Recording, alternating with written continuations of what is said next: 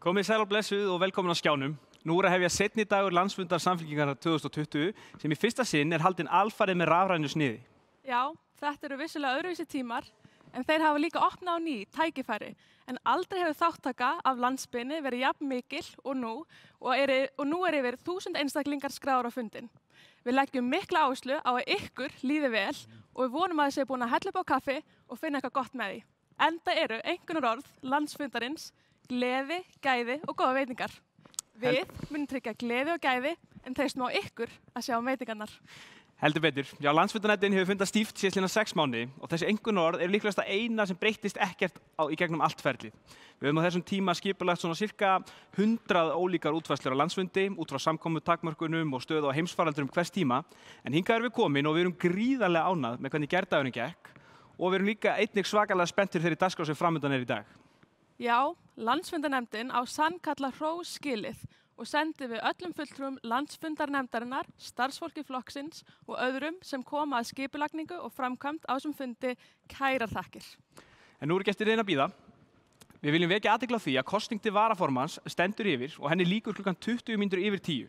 Hægt að nálgast allar upplýsingar hvernig kosningar fara fram inn á xs.is/kosningar og ef uppkoma einhver vandræði hægt að senda tölvupóst á landsfundur@samfylking.is. Og svo lifandi netspjall á Facebook-síðu Samfylkingarnar líka til að veita aðstoð. Dagskráin í dag er fjölbreytt og skemmtileg og yfirskrift fundarins er vinna, velferð og græn framtíð og munum við fá hér mikla snillinga og sérfræðinga af ólíkum sviðum, sveitarstjórnarfulltrúa og alþingisfólk Samfylkingarinnar til að fjalla málefni sem standa okkur í Samfylkingunni nærri. En við munum ekki bara ræða málefnin og fá áhugaverð erindi, heldur munum við einnig fá að hlýða á skemmtiatriði á heimsmælikvarða. Hljómsveitin Ghost mun vera með okkur í allan dag og leika nokkur velvalin lög og mun Saga Garðars grínisti og stórmeistari kíkja reglulega til okkar með uppistand.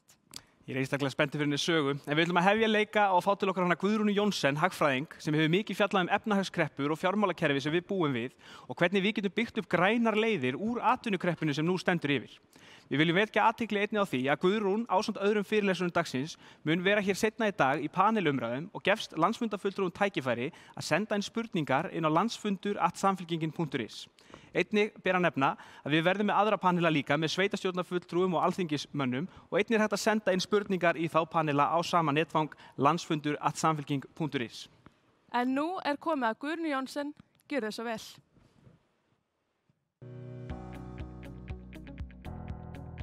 Komið sæl. Mér langar til þess að fara í gegnum helstu efnahagsáskorunum sem að okkur steðja þessi misserin. En líka að fjalla aðeins þær tillögur sem að Samfylkingin hefur lagt fram til þess að mæta þeim. Það er óhætt að segja að í þetta skipti stöndum við frammi fyrir hverju áfallinu fætur öðru. Og báran er alls ekki stök í þetta skiptið. Þessi mynd sem við sjáum hér sýnir mjög glögglega stærðarmunin á þeim öldum sem að okkur steðjar og reyndar á öllu mannkyninu.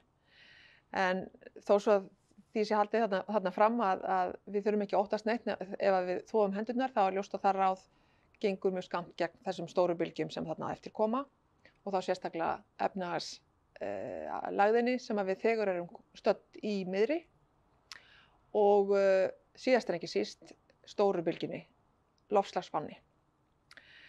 Þessar mundir er 10% af vinnuaflinu á Íslandi án atvinnu og þetta eru tölur sem við höfum ekki séð áður í okkar samfélagi. Við höfum hins vegar verið í svipaðri stöðu í kringum efnahagshrunið 2008, mistum 9% af vinnuaflinu vinnu. En það hefur enginn í lifanda lífi tekist á við þá öldu sem að er þarna græn, risastór og við erum reyndar komin inn í nú þegar. Það er að segja sú sem að er að skella á okkur í vistfræðilegu tilliti ef að ekkert verður aðgert. En ef við skoðum hvað hefur komið okkur í gegnum kreppur undangengna öld, að þá sjáum við að viðbrögðin hafa verið þau að hið opinbera hefur beitt opinberum fjármálum að fullum þunga til þess að koma okkur yfir gjána og á þessari mynd hér má sjá glöggt hvernig skuldsetning ríkisins hefur aukist við hverja kreppu eða í hverri kreppu á fætur annarri.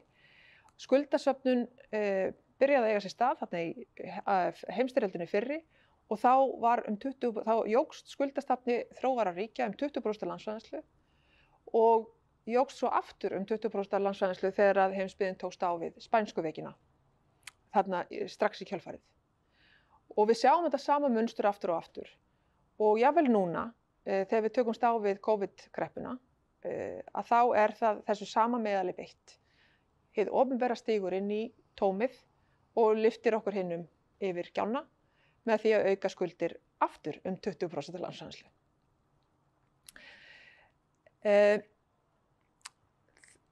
Það þarf bæði sterk bein og mikla samkennd og auðvitað áræðni til þess að láta svo mikið af fjármagni flæða út úr ríkissjóði fyrir þá stjórnmálaleiðtoga sem að veljast til þess að passa upp á ríkiskassan fyrir okkur hinn.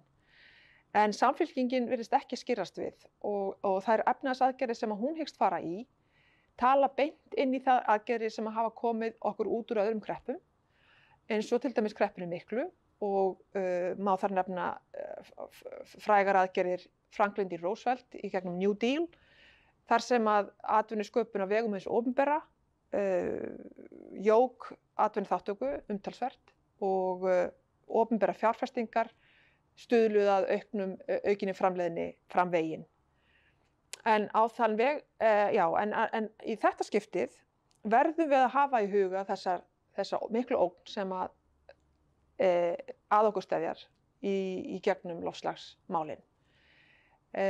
Þannig að réttlætingin af þessari auknu skuldasöfnun ætti í rauninni að vera auðveld vegna þess að í þetta skiptið getum við beitt fjármunum á þann veg að við getum bætt kerfin okkar og styrkt stoðirnar okkar, styrkt innviði samfélagsins í átt að sjálfbærri þróun. En þó að efnahagsbatinn á alþjóðavísu muni þurfa að bíða eftir bólusetningu, þá erum við svo heppin að búa á eyju og því má búast við því að atvinnuátak sem að fylgir fjölgun opinberra starfa muni skila okkur árangri strax. Ráðningar af atvinnuleysisskrá fækka óhjákvæmilega þeim sem eru atvinnulausir, eins og Samfylkingin bendir á, og þá tækifæri til þess að ráðast gegn undirmönnun í hinu opinbera geira, þar sem að með því að beita 18 milljörðum í beina fjölgun starfa á vegum hins opinbera, því að opinberum starfsmönnum hefur fækkað 6% frá síðasta efnahagsáfalli í kringum 2008 til 2010, á meðan að Íslendingum hefur fjölgað ríflega 12%. En fjölgun starfa hjá hinu opinbera beinlínis nauðsynleg og framleiðni skapandi fyrir einkageirann, því að umönnunarstörf sem að hjúkrunarfræðingar og leikskólakennarar og fleiri störf af því taginu sem hið opinbera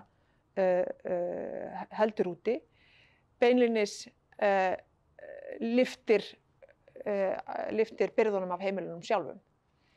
En það líka hægt að beita skattkerfinu með jákvæðum hætti eins og Samfylkingin hefur lagt til og þá sérstaklega í gegnum litlu fyrirtækin, því að þar byrjar atvinnusköpunin. Enda verða viðskiptalíkun atvinnulífsins að breytast í grundvallaratriðum mjög víða til þess að bragðast við þessari loftslagsvá sem mér tíðrætt og auðvitað breyttri neysluhegðun og breyttri samgönguhegðun einnig.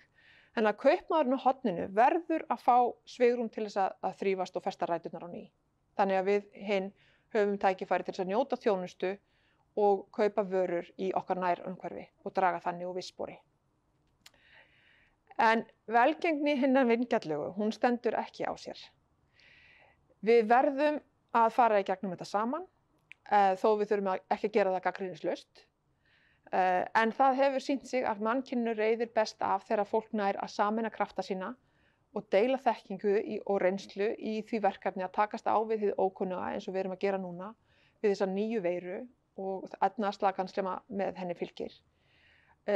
Og takast á við í rauninni öllum þeim ógnum sem að okkur steðjar. Og þetta höfum við upp úr rannsóknum, þverfaglegum rannsóknum.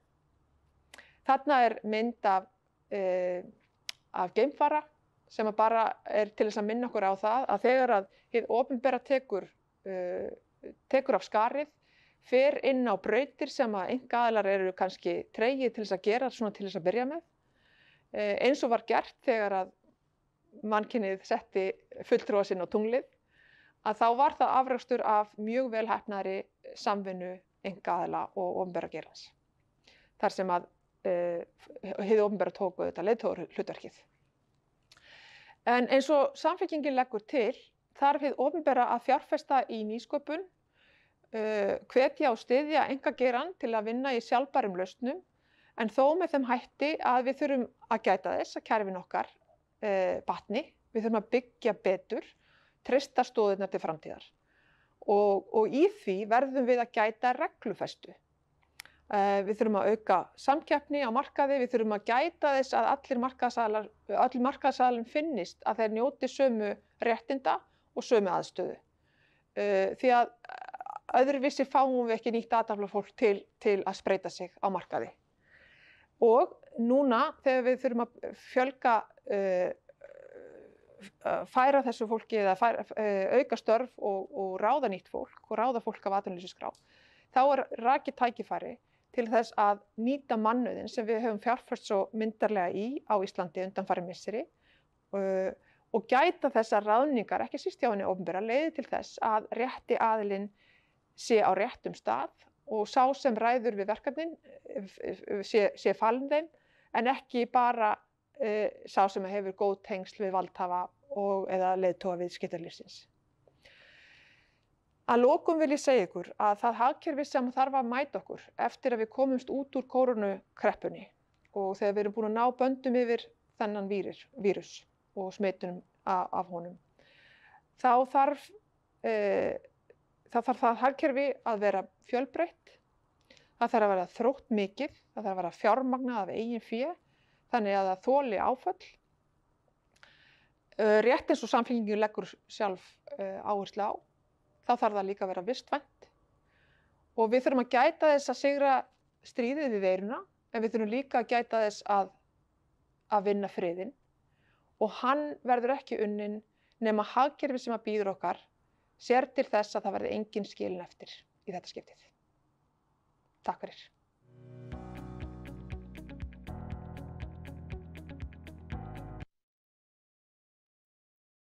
Fyrir þetta áhugaverða erindi og minnum á að Guðrún mun taka þátt í panelumræðum ásamt öðrum fyrirlesum dagsins hér seinna í dag. Og við viljum því hvetja landsfundargesti til að senda þáttakendum í panel spurningar á landsfundur@samfylking.is. Við minnum síðan á að kosning til varaformann stendur yfir og lokar eftir örfáar mínútur eða klukkan 10:20. Við hvetjum ykkur sem hafa ekki ennþá kosið til að gera það hið snarasta. Já, það væri nú ekki gaman að missa því, en eins skemmtilegt það að kjósa og taka þátt í panel með að senda inn tölvupósta, þá ætlum við nú líka að létta stemninguna ennþá meira og fá til okkar skemmtiatriði. Og það ekkert smá skemmtiatriði, því hingað komin hljómsveitin Ghost, en hún samanstendur af hæfileika fólkinu, Sigríði Thorlacius, Sigurði Guðmundsssyni og Guðmundi Óskari. Takk vel á móti þeim.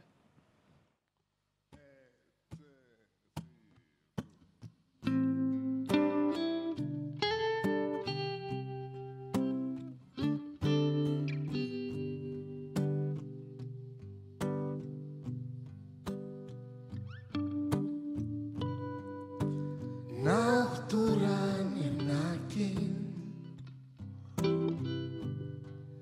og nýtur sín í botn af nefi dropar rakin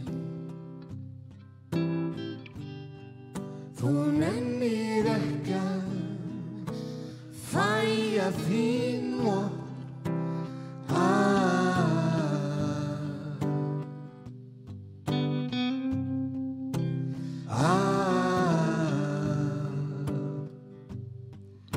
þín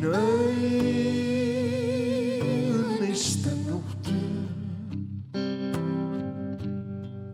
úr nóttu heyrist röst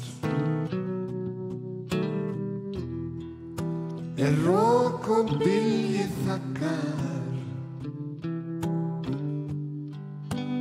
nú komið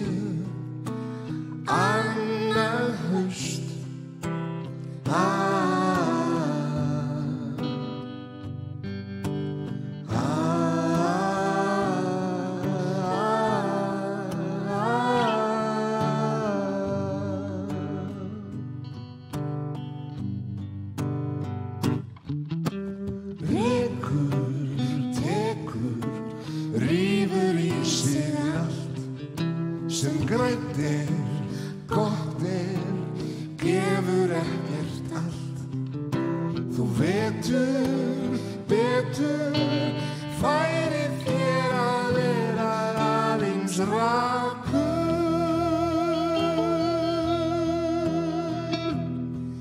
Svo reifalaus við gætum kannski spásir að grunn.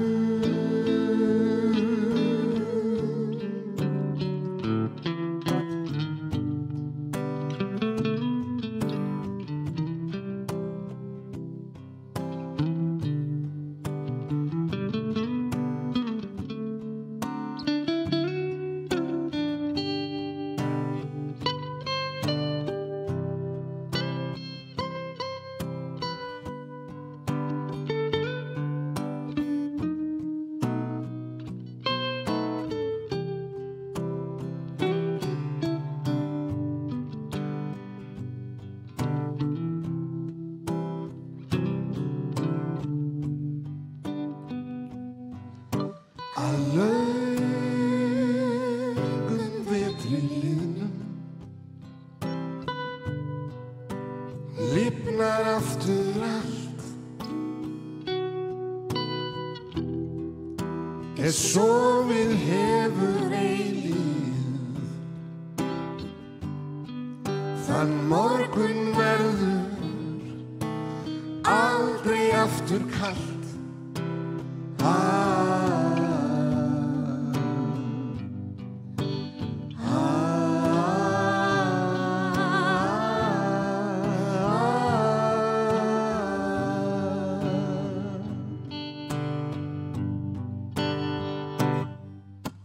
Rekur, tekur, rífur í sig allt sem grænt gott gefur ekkert allt. Þú vetur betur færi þér að vera aðeins rakur. Svo reifalaus við gætum kannski spásir að grunn, kannski spásir að grunn, kannski spásir að grunn.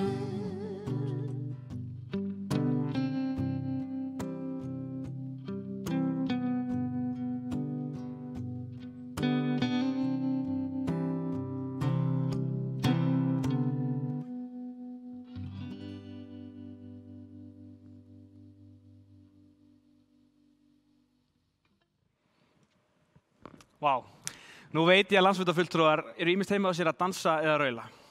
Þið hefðu átt að sjá Guðmundar hérna áðan.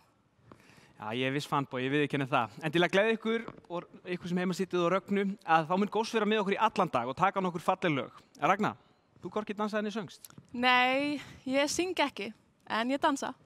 Já, ok, þetta er alvöru spór, sko. Hafið einhvern veginn haldið danskeppni ungra jafnaðarmanna? Nei, við höfum nú ekki gert það. En þetta er svolítið góð hugmynd. Það þarf bara að græja þetta. En það hefur nú samt verið ansi öflugt starfi í ungum jafnaðarmönnum upp á síðkastið. Þú tókst við sem forseti UJ í ágúst. Og hvað hafið þið svona verið að bralla síðan þá?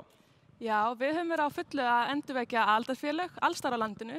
Til dæmis á Suðurlandi, Suðurnesjum og víðar. En áhugasamt fólk alls staðar er að endurvekja fleiri félög út allt á Íslandi. Við höfum líka lagt mikla áherslu á að tala máli ungs fólks og jafnaðarmanna á landsvísu, sendin umsagnir lagafrumvörp, höfum sendin greinar og fleira. Já, það er ekki farið fram hjá neinum hvað er að vinna gott starf, en það er líka svo mikilvægt að ungt fólk taki sér pláss og virkan þátt í stjórnmálum. Ungir jafnaðarmenn eru einmitt búin að útbúa myndband sem okkur langar að sýna ykkur sem heima sittið.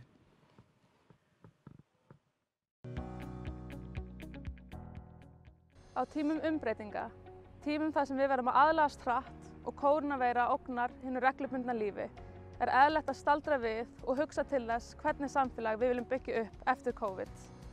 Ég vil búa í samfélagi þar sem að velferðarkerfið er réttlátt, ekki útilokandi. Ég vil búa í samfélagi þar sem ungt fólk er metið að verðleikum og tekur þátt í að móta framtíðina. Ég vil búa í samfélagi þar sem flóttafólki er tekið opnum örmum. Samfélagi þar sem geðheilbrigðisþjónusta er niðurgreidd af sjúkratryggingakerfinu. Ég vil búa í samfélagi þar sem að viljið þjóðarinnar er virtur og við innleiðum nýja lýðræðislega stjórnarskrá. Ég vil búa í samfélagi þar sem jafnrétti kynjanna er í hávegum höfð. Í samfélagi þar sem við hættum að gefa afslátt á kvenfyrirlitningu. Ég vil búa í samfélagi þar sem að stjórnvöld grípa til raunverulegra aðgerða gegn loftslagsvánni. Kolefnis hlutlausu samfélagi. Í samfélagi sem brýtur ekki á vinnandi fólki og þar sem launaþjófnaðir er gerðir refsiverðir. Til að skapa þetta samfélag þurfum við að bretta upp ermar, safna liði og byrja á að vinna þessar kosningar á næsta ári. Svo þurfum við að mynda græna félagshyggjustjórn undir styrkri forystu jafnaðarmanna. Samfylkingin á að leiða þessar breytingar. Og þar þarf ungt fólk að vera í fararbroddi. Því við erum framtíðin.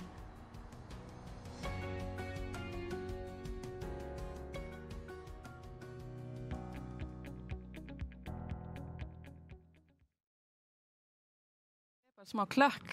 En það er ekki bara ungir jafnaðarmenn á Íslandi sem er að gera frábæra hluti og á landsfundi barst frábær kveðja, afmæliskveðja frá yngsta þingmanni Danmerkur.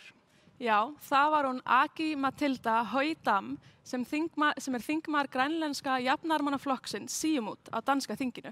Aki var 23 ára þegar hún var kjörin inn á danska þingið en Aki er mikill feministi og hefur barist ötullega fyrir réttindum barna og kvenna og er frábær talsmaður Grænlands og jafnaðarmanna á danska þinginu. Hlustum á kveðju frá Aki.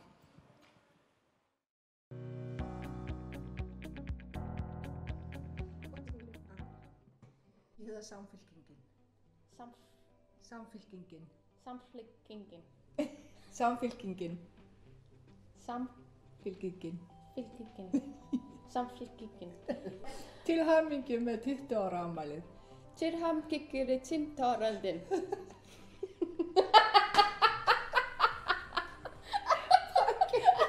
Samfylkingin. Samfylkingin. Til hamingju.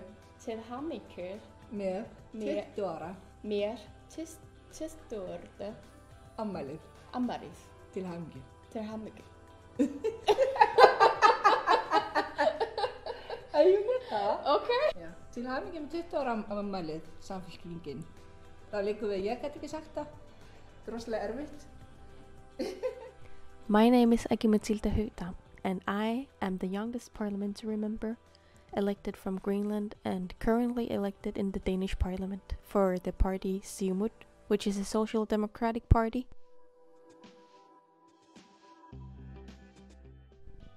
Having the voice of the youth in parliament, in politics in general, is very important. Having youth representatives have always been important. Youth are the ones who pushes boundaries, who challenges societies, and without that, societies won't develop. Women won't have had the rights that we have today, and I believe in this era right now, through global change and a world that is becoming more and more radicalized.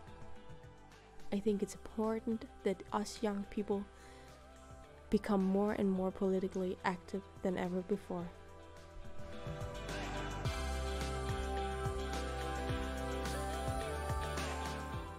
I believe that Greenland and Iceland have many common values that we can develop and grow with, so our countries can prosper in each way in cooperation, and I'm looking forward to the years ahead and I'm wishing you the best of luck.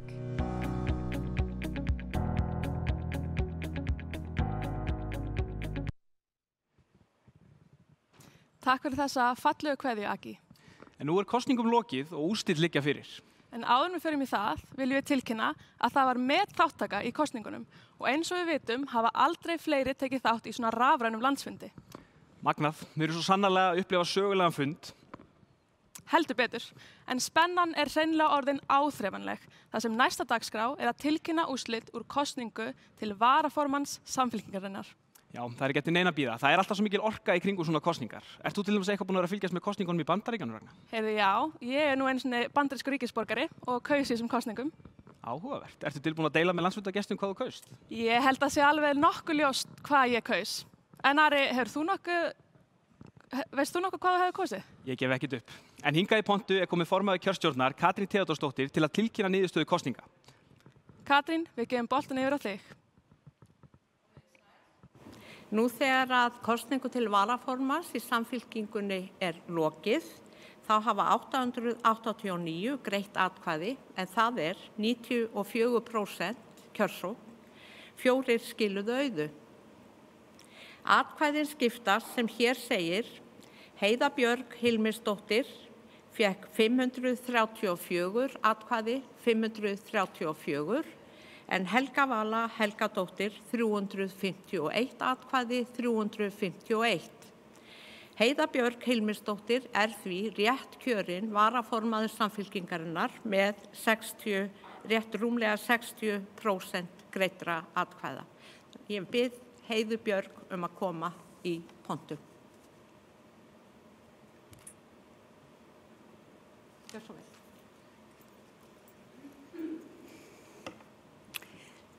Kæru félagar og vinir, það hefur verið krefjandi, skemmtilegt og ánægilegt að fá að vera varaformaður ykkar síðustu 3 ár. Það hefur gengið mikið á og við höfum fyllt okkur saman í Samfylkingunni það að byggja flokkinn okkar upp á nýtt.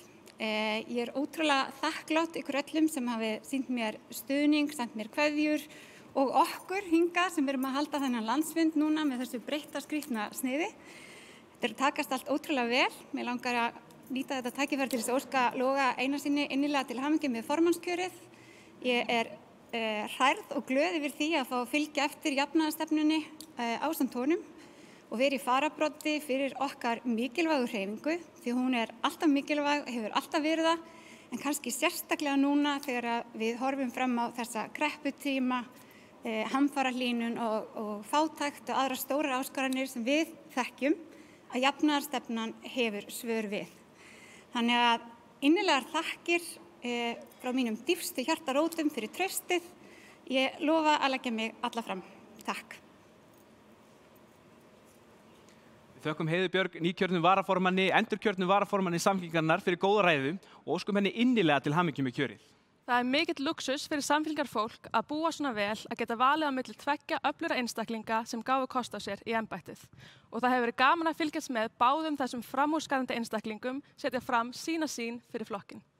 En hingað einmitt líka komin Helga Vala Helgadóttir og hún ætlar að segja nokkur orð við landsfund. Kæru flokkssystkin, þetta hefur sannarlega verið hressandi kosningabarátta. Ég bauð mig fram til að gefa ykkur valkost það hvernig forysta flokksins mun líta út næstu 2 árin. Við erum að fara í mjög mikilvægar alþingiskosningar og við ætlum að gera það saman. Ég taldi það heilbrigt fyrir flokk sem hefur aukið fylgi sitt þó nokkuð á undanförnum 3 árum að horfa inn á við og velja nýja forystu eða endurnýja umboð til forystunar og það hafið þið gert, kæru flokkssystkin. Nú þegar valið er ljóst finn ég til stolts yfir flokknum okkar. Ég stolt af því að tilheyra hópi fólks sem getur með svona ákveðnum og heiðarlegum hætti gengið til kosninga án þess að fuðri allt upp. Við erum samheldinn flokkur með hjörtu sem slá í takt fyrir jafnaðarmennskuna. Kæra öfluga Heiða, til hamingju. Til hamingju með að vera endurkjörin, til hamingju með að vera stórbrotin stjórnmálakona, því það ertu.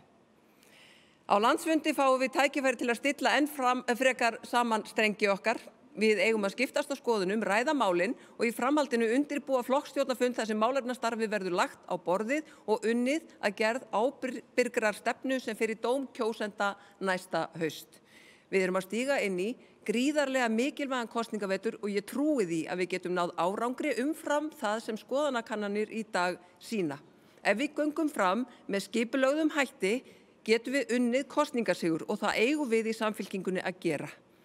Kosningasigur sem hæfir jafn breiðum flokki og Samfylkingin til þess þurfum við öll að taka þátt. Já, öll. Á þessum landsfundi eru 1000 manns. Ef þessar 1000 manneskjur munu næsta árið taka þátt í þessari baráttu, tala máli Samfylkingarinnar á sínum vinnustöðum, kaffistofunum, heitapottinum og í fjölskylduboðunum, þá getum við haft mjög mikil áhrif og miklu meiri en við getum ímyndað okkur í dag. Að snúa stefnu landsins í átt að sannri jafnaðarmennsku verður ekki gert með nokkrum kjörnum fulltrúum. Það eru þið, kæru félagar, sem að gera þetta með okkur. Við höfum lifað þann tíma þegar flokkurinn nánast logaði illdeilum og persónuvígum. Við höfum sem betur fer þroskast, Við gerum þetta saman. Ég hlakka til að taka þátt í þeim verkefnum sem eru framundan. Kæru flokkssyskin, takk fyrir hvatninguna, takk fyrir allan stuðninginn og takk fyrir fallegu orðin til mín síðustu vikurnar. Takk. Við þökkum Helgu Völu Helgadóttur kærlega fyrir falleg orð. Og lúxusvandamáli heldur áfram og við þurfum áfram að velja öfluga kosni. Því að nú er að hefjast kosningar í ritara flokksins og stendur hún yfir í 25 mínútur. Eins og áður þá er hægt að nálgast allar upplýsingar kjörið og frambjóðendur inni á access.is/kosningar. Já, það er nóg að kosningu framundan á þessum landsfundi. Á þessum landsfundi munu flokksmenn kjósa í stjórn flokksins, framkvæmdastjórn, flokksstjórn og ýmis önnur trúnaðarstörf innan flokksins. Já, við höfum ekki kosningar. Nei, við elskum kosningar. Og ég vil hvetja ykkur til að fara á access.is því þar er hægt að nálgast allar upplýsingar kosningar dagsins og upplýsingar alla frambjóðendur í þeim kosningum sem framundan eru. En hingað er kominn Logi Einarsson sem var einmitt í gær kjörinn á ný formaður Samfylkingarinnar og hann ætlar að flytja ræðu fyrir okkur og ykkur sem sitja heima. Logi, gjörðu svo vel. Ágæti landsfundur, kæru vinir. Rúmlega 1000 félagar sækja nú rafrænan landsfund Samfylkingarinnar í fyrsta sinn, en ég vona að við hittumst aftur í persónu sem fyrst. Þetta eru erfiði tímar fyrir marga og hugur minn og hugur okkar í Samfylkingunni er hjá öllum þeim sem eigum sárt að binda og þurfa að færa mikla fórnir þessi misseri. Við hugsum til ykkar. Þið sem hafi mist ástvin og ég veit nokkra sem hafa lent í því, við vottum ykkur samúð. Þið sem hafi veikst illa og eru jafnvel enn að eiga við eftirköst, þið sem hafið einangrast félagslega, þið sem vinnið í framlínustörfum undir miklu álagi og síðast en ekki síst, þið sem hafið mist vinnuna eða berjist í bökkum með eigin atvinnurekstur. Ég vil að þið vitið að Samfylkingin stendur með ykkur. Okkur er ekki sama. Við viljum að þeim sé hjálpað sem að verst lenda í því í þessu ástandi. Samfylkingin er þannig flokkur. Við verðum alltaf að vera til staðar og standa okkur í stykkinu fyrir fólkið sem við þjónum. Því við erum jafnaðarmannaflokkur Íslands og ábyrgð okkar er mikil. Við saman, almennir félagar, kjörnir fulltrúar forystaflokksins, við berum sameiginlega ábyrgð á framgangi mikilvægustu stjórnmálastefnunar. Þeirra stefnu sem hefur lagt grunninn að bestu og blómlegustu samfélögum í heiminum nokkru sinni. Og við viljum hafa jafnaðarstefnuna okkar svolítið eins og húsgögn í hæsta gæðaflokki, helst klassíska og norræna. Þó stefnan sé í stöðugri þróun og þurfa að kalla svari tímas á hverju sinni, þá missum við ekki sjónar á kjarnanum. Við viljum bara það sem virkar, það sem við vitum að virkar. Og það eru gömlu góðu gildin, klassísk jafnaðarstefna fyrir alla Íslendinga allt land. Kæru vinir, við munum sigrast á veirunni fyrr eða síðar og þar reiðum við okkur á vísindamenn, þríeykið góða og svo auðvitað starfsfólk og bakverði í heilbrigðiskerfinu sem hafa unnið algjört kraftaverk á undanförnum árum.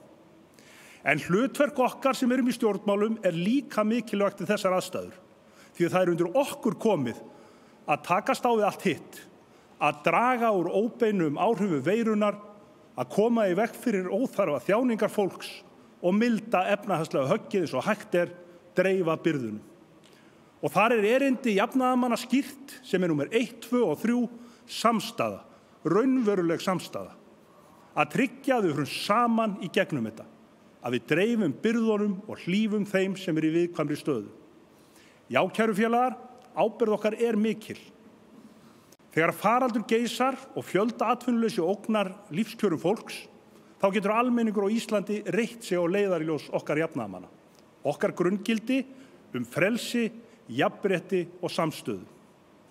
Við vitum sem er að ábyrga leiðin út úr þessari atvinnukreppu og til móts við grænni framtíð, hún snýst vinnu og velferð, bæði ekki annað hvort. Og þegar við stöndum frammi fyrir alþjóðlegum áskorunum að algjörlega nýjum toga og áður óþekktri stærðargráðu, þá vitum við í Samfylkingunni að svarið er ekki hik, íhaldssemi og einangrunarhyggja, heldur þvert á móti, áræðni, framsækni og aukin alþjóðleg samvinna. Á dögunum kynntum við í þingflokki Samfylkingarinnar efnahagsáætlun til næsta árs, ábyrguleiðina. Hún snýst að gera þrennt. Fjölga störfum, efla velferð og leggja grunn að nýjum stoðum undir íslenskt hagkerfi, undir útflutning og verðmætasköpun framtíðar með því að ráðast í metnaðarfulla græna uppbyggingu allt land, græna atvinnubyltingu.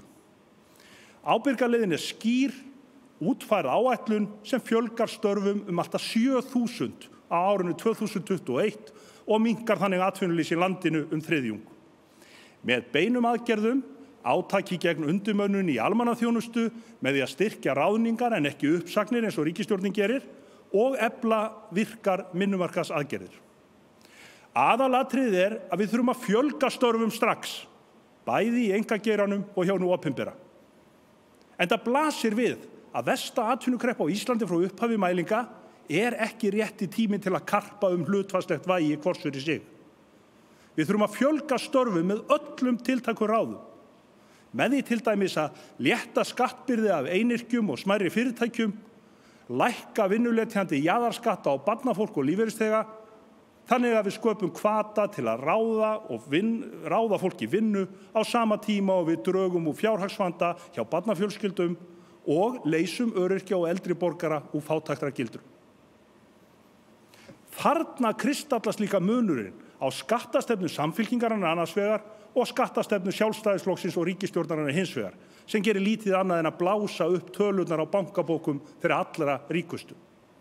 Á meðan að við leggjum áherslu á atvinnuskapandi skattalækkanir og að jafna kjörin, þá leggur ríkisstjórnin mesta áherslu á að minnka álögur á stórútgerðina og boðar núna erfðafjárskattslækkun og sérstaka vernd fyrir fjármagnseigendur gegn verðbólgu. Fyrstu skattalækkanir stjórnarinnar til að bregðast við COVID voru annars vegar lækkun bankaskatts og hins vegar sérstök lækkun stimpilgjalds vegna kaupa á stórum skipum. Þetta segir sína sögu. Þetta ábyrgarleiðin. Við höfum sett fram okkar áætlun, okkar plan út úr þessari kreppu. En það undarlega að engin annar stjórnmálaflokkur, hvorki í stjórn eða stjórnarandstöðu, hefur sett fram nokkuð þessu líkt.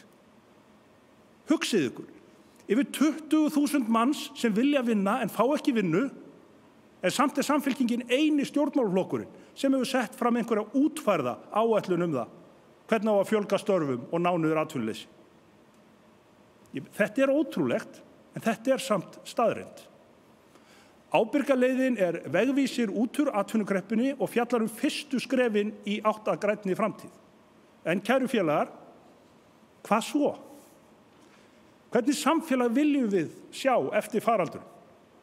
Stóra verkefni á næsta kjörtímabili verður að reisa Ísland við eftir veiruna og það verður að gerast á forsendum félagslegs réttlætis, ábyrgrar hagstjórnar og heilbrigðs vinnumarkaðar. Nú vissulega uppi óvenjulegt undantekningarástand þar sem nær allir eru nokkurn veginn sammála nauðsyn þess að reiða fram stórkostlegar upphæðir úr ríkissjóði til að bjarga þeim sem bjarga verður. En stóru spurningarnar sem þarf að svara á komandi árum snúa því hvernig byrðunum verður dreift, hvernig við náum niður hallanum á rekstri ríkissjóð, hversu hratt og hvort við erum tilbúin til að gera það sem gera þarf til að halda uppi öflugri almannaþjónustu fyrir fólkið í landinu. Hvernig tryggjum við svo tækifæri þeirra kynslóðar sem var að stíga sín fyrstu skref á vinnumarkaðinn þegar veiran setti allt á hvolf? Og hvernig náum við viðunandi árangri í loftslagsmálum? Samfylkingin hefur skýr svör við öllum þessum spurningum en ríkisstjórnin hefur engin svör. Enda hún mynduð í miklum makindum pólitísk þægindi og ráðherrastóla, varðstöðu úrelt kerfi og auðvelda útgjaldaaukningu. En nú vandast hins vegar málin fyrir ríkisstjórnina þegar það þarf að taka erfiðar ákvarðanir. Þá þetta ekki jafn þægilegt áður. Þá þarf raunverulega pólitíska stefnu, forystu og framtíðarsýn. Já, kæru vinir, það sem Íslandi fyrir bestu að við myndum sterka félagshyggjustjórn eftir næstu kosningar. Og sterk samfylking og sterkur jafnaðarflokkur og verður áfram algjör lykilforsenda þess að hægt að mynda slíka stjórn með skýra sýn á atvinnumálum, velferðarmálum og loftslagsmálum. Og við erum tilbúin. Leið og kalli kemur, þá verðum við tilbúin að taka við stjórnartaumunum og leiða slíka stjórn. Undir þeim formerkjum göngum við bjartsýn og ákveðin til þingkosninga ári. Og vitiði til, Samfylkingin mun uppskera. Samfylkingin mun uppskera ríkulega. En kæru félagar, Við berum ekki bara ábyrgð á jafnaðarstefnunni sem slíkri. Samfylkingin hefur líka ákveðnu sögulegu hlutverk að gegna. Hlutverk okkar og verður alltaf að fylkja saman jafnaðarmönnum og öðrum umbótaöflum í samfélaginu til að vinna sigra fyrir íslenskan almenning, brjóta og bak aftur klíkukerfi hins fáu og umbylta í þágu fjöldans. Og þetta uppfyllum við sögulega best með því að leiða saman ólíka flokka í góðu samstarfi, ekki með yfirgangi og gamaldags frekjupólitík, heldur með samvinnu og breiðum lausnum. Og við eigum góðar fyrirmyndir og höfum náð glæsilegur árangri á sveitarstjórnarstiginu. Allt frá samvinnu og sigrun Reykjavíkurlistans og nú vítt og breitt landið. Og vitiði, á sveitarstjórnarstiginu Samfylkingin í meirihlutastjórnum fyrir hönd fleiri Íslendinga en nokkur annar flokkur. Staðan hjá stjórnarflokkunum hins vegar ekkert sérlega beisin þessa dagana. Nágrannar okkar í Vinstri grænum hefur mistekist því miður að koma sínum málum á fram. Og það engin illindi í þessu orðum. Það er bara þannig að árangurinn hefur engan veginn verið ásættanlegur. Loftslagsmálin enn í lamasessi þrátt fyrir miklar yfirlýsingar. Ríkisstjórnin rekur ójafnaða stefnu í skattamálum og mannfjandsamlega stefnu í málefnum flóttafólks. Og Framsóknarflokkurinn sem skreytir sig gjarnan með félagshyggjufjöðrum þegar að fyrir að líða á kosningum, hann með laskaða sjálfsmynd eftir nær samfellt 30 ára samstarf með Sjálfstæðisflokknum. Það færi félögum okkar í Framsóknarflokknum miklu betur að koma aftur heim inn á miðjuna og líta til vinstri. Sjálfstæðisflokkurinn sundraður og klofinn sem reyndar löngu hætt að sæta tíðindum. Þau íhaldssömustu ganga nú í miðflokkinn og hörðustu markasinnarnir eru farnir í viðreisn. Það eru engin prinsip eftir, bara varðstaða þrönga sérhagsmuni. Millitekjufólk og smærri atvinnurekendur eiga enga málsvara þarna lengur. Hvað þá tekjulegstu hóparnir. En höfum hugfast öll, bæði flokksfélagar og aðrir áhorfendur, að stuðningur við Samfylkinguna eina leiðin að ríkisstjórn þar sem Sjálfstæðisflokkurinn fær ekki að vera með fingurnar í fjármálum ríkisins. Okkar gildi, okkar stefna, okkar forysta skýrasti valkosturinn fyrir þau sem vilja fara aðra leið. En hvað fleira á dagskrá? Það auðvitað af ýmsu að taka en mig langar að fara yfir nokkur velvalin mál. Auðlindamálin eitt. Við í Samfylkingunni viljum skýra þjóðareign, tímabundin nýtingarrétt og eðlilega gjaldheimtu. Það okkur mikið hjartasmál. Spurningin í þjóðaratkvæðagreiðslunni árið 2012 var einföld. Vilt þú að í nýrri stjórnarskrá verði náttúruauðlindir sem ekki í einkaeigu lýstar þjóðareign? Og svar þjóðarinnar var skýrt. 83% sögðu já, aðeins 17% sögðu nei. Það erfitt að ímynda sér aðra hóppólitíska spurningu sem geti fengið eins afgerandi svar. En samt sem áður, síðan hafa íslensk stjórnvöld hunsað þennan skýra vilja þjóðarinnar. Og nú boðar forsætisráðherra frumvarp auðlindaákvæði sem gengur allt of skammt. Tímabundin nýtingarréttur ekki skilyrtur og það ekkert eðlilega gjaldheimtu. Samfylkingin mun aldrei samþykkja auðlindaákvæði sem verið sérhannað fyrir stórútgerðina til að tryggja að ekkert breytist. Samfylkingin mun aldrei samþykkja ákvæði sem eykur líkurnar á því að sameign þjóðarinnar verði áfram meðhöndluð sem séreign fárra. Annað mál sem hefur verið talsvert í umræðinu á undanförnu kjör þeirra Íslendinga sem get ekki unnið fullt starf vegna örorku, vegna veikinda, slysfara eða fötlunar. Ár eftir ár hefur verið grafið undan almannatryggingakerfinu og nú svo komið, eins og Öryrkjabandalagið reyndar bendir réttilega á, að örorkulífeyrir ekki nema 3/4 af lægstu launum. Það sanngjörn sneið til öryrkja? Jafnaðarmenn vita svarið við þeirri spurningu. Nei, það ekki sanngjarnt. Þegar að Samfylkingin settist fyrst í ríkisstjórn árið 2007 var fyrsta verk okkar að hækka grunnbætur almannatrygginga upp að lágmarkslaunum. En síðan þá hefur dregið allt of mikið í sundur. Stundum var Samfylkingin meira að segja kölluð öryrkjaflokkur og það var sagt með fyrirlitningatóni. En við erum stolt af því að standa með öryrkjum og öðrum hópum sem ber of lítið úr býtum. Síðast en ekki síst vil ég leyfa mér að horfa lengra fram í tíman, víðar yfir sviðið. Þátttaka Íslands í alþjóðasamstarfi skiptir sköpum fyrir íslenskan almenning. Þaðan höfum við fengið mikilvæga kjarabætur og umbætur í samfélaginu. Og við vitum það vel, enda eigum við rætur í alþjóðahreyfingu jafnaðarmanna og erum stolt af okkar sögu sem helstu talsmenn norrænnar samvinnu, Evrópusamstarfs og alþjóðlegra tengsla hér á landi. Hvert skref sem Ísland hefur stigið í aukinni alþjóðasamstöðu hefur styrkt okkur sem samfélag. Góð utanríkispólitík felur í sér mikil tækifæri til að auka mannlíf, bæta lífshamingju og lífskjör í landinu. Núverandi ríkisstjórn hefur enga heildstæða stefnu í utanríkismálum. En við þurfum grænni utanríkisstefnu því land eins og Ísland á að vera í fararbroddi í aðgerðum gegn hamfarahlýnun. Ekki hjáróma rödd. Við þurfum líka miklu sterkari hagsmunagæslu í Evrópumálum og mun meiri metnað og ástríðu þegar kemur að því að tala fyrir friði, öryggi og mannréttindum. Hvað varðum jafnréttiskindilinn í utanríkismálum sem okkar fólk hélt svo hátt á lofti? Og hvar stendur forystufólk ríkisstjórnarinnar þegar það þarf að takast á við popúlisma og aðför stjórnvalda að réttindum fólks?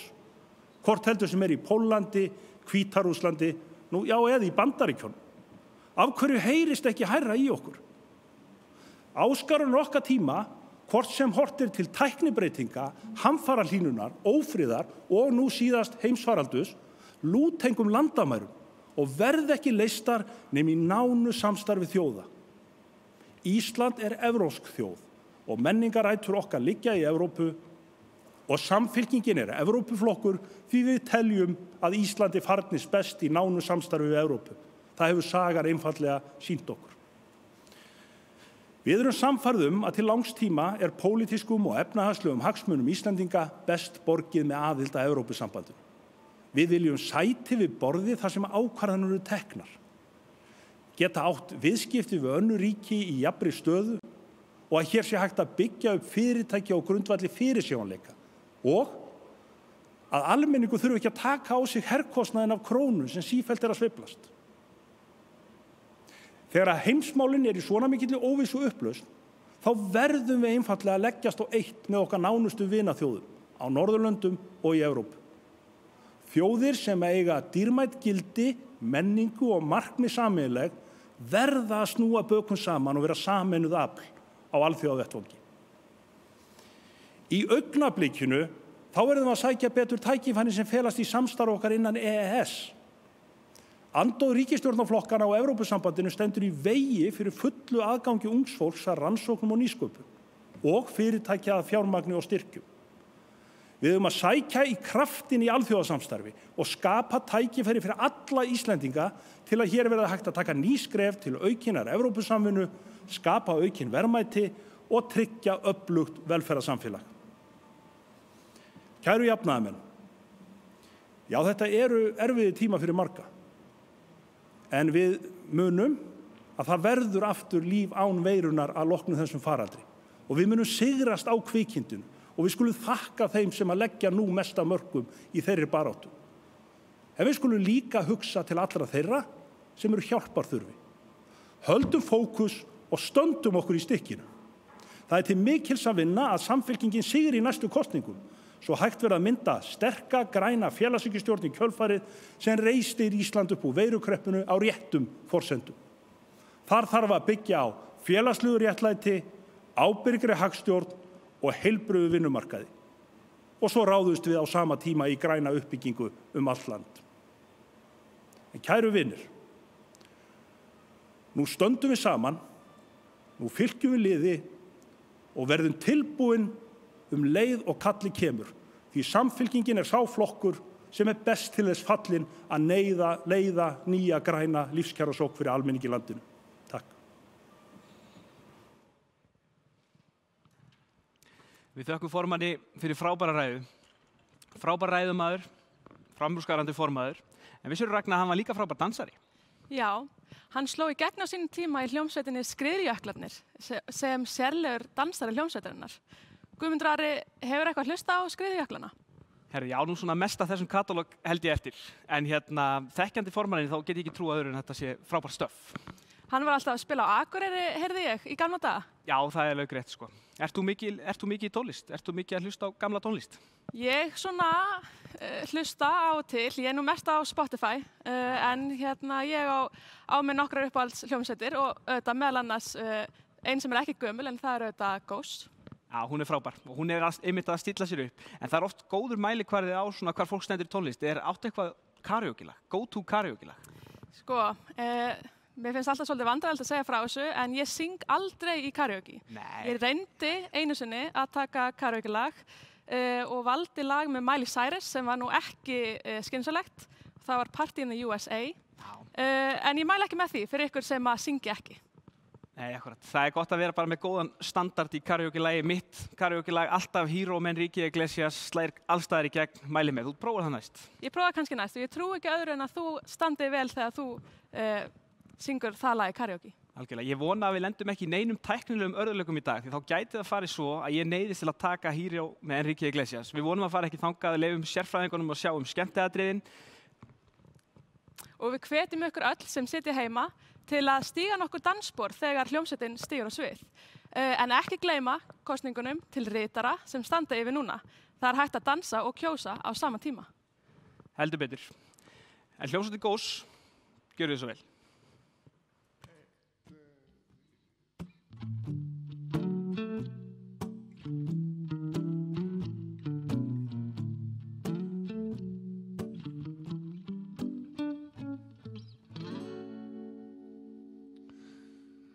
En þá man ég hvar við mættumst fyrsta sinn. Minningin það vermir ennþá huga minn. Það var kvöld í maí og kyrrð í bæ. Við gengum saman út með sæ. Meðan kvöldróðinn kisti haf og land, kistu litlu öldurnar, bláan fjörusand, litla lækinn við lánætti, okkar fyrsta kossi kistumst við. Ég hef elskað þig frá okkar fyrstu kynnum og engan lítið fegurri en þig. Ég minnist þess hve ótal sinnum þín augu litu töfrandi á mig.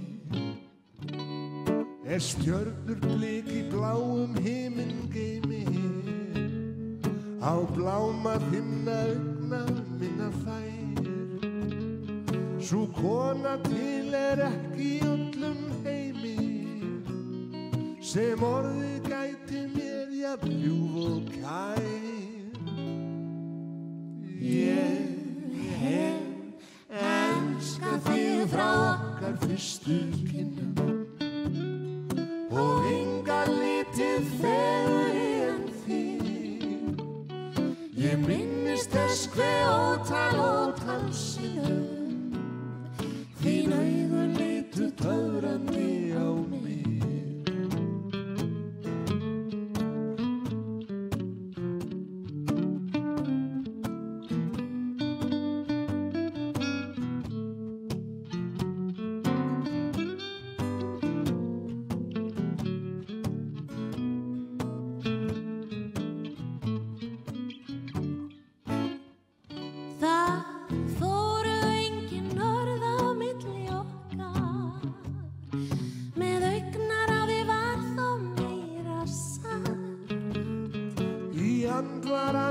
Bærðust ljósin okkar og litlu hjörtun okkar sló í takt. Ég hef elskað þig frá okkar fyrstu kynnum og engan lítið fegurri en þig. Ég minnist þess hve ótal sinnum þín augu litu töfrandi, þín augu litu töfrandi, þín augu litu töfrandi á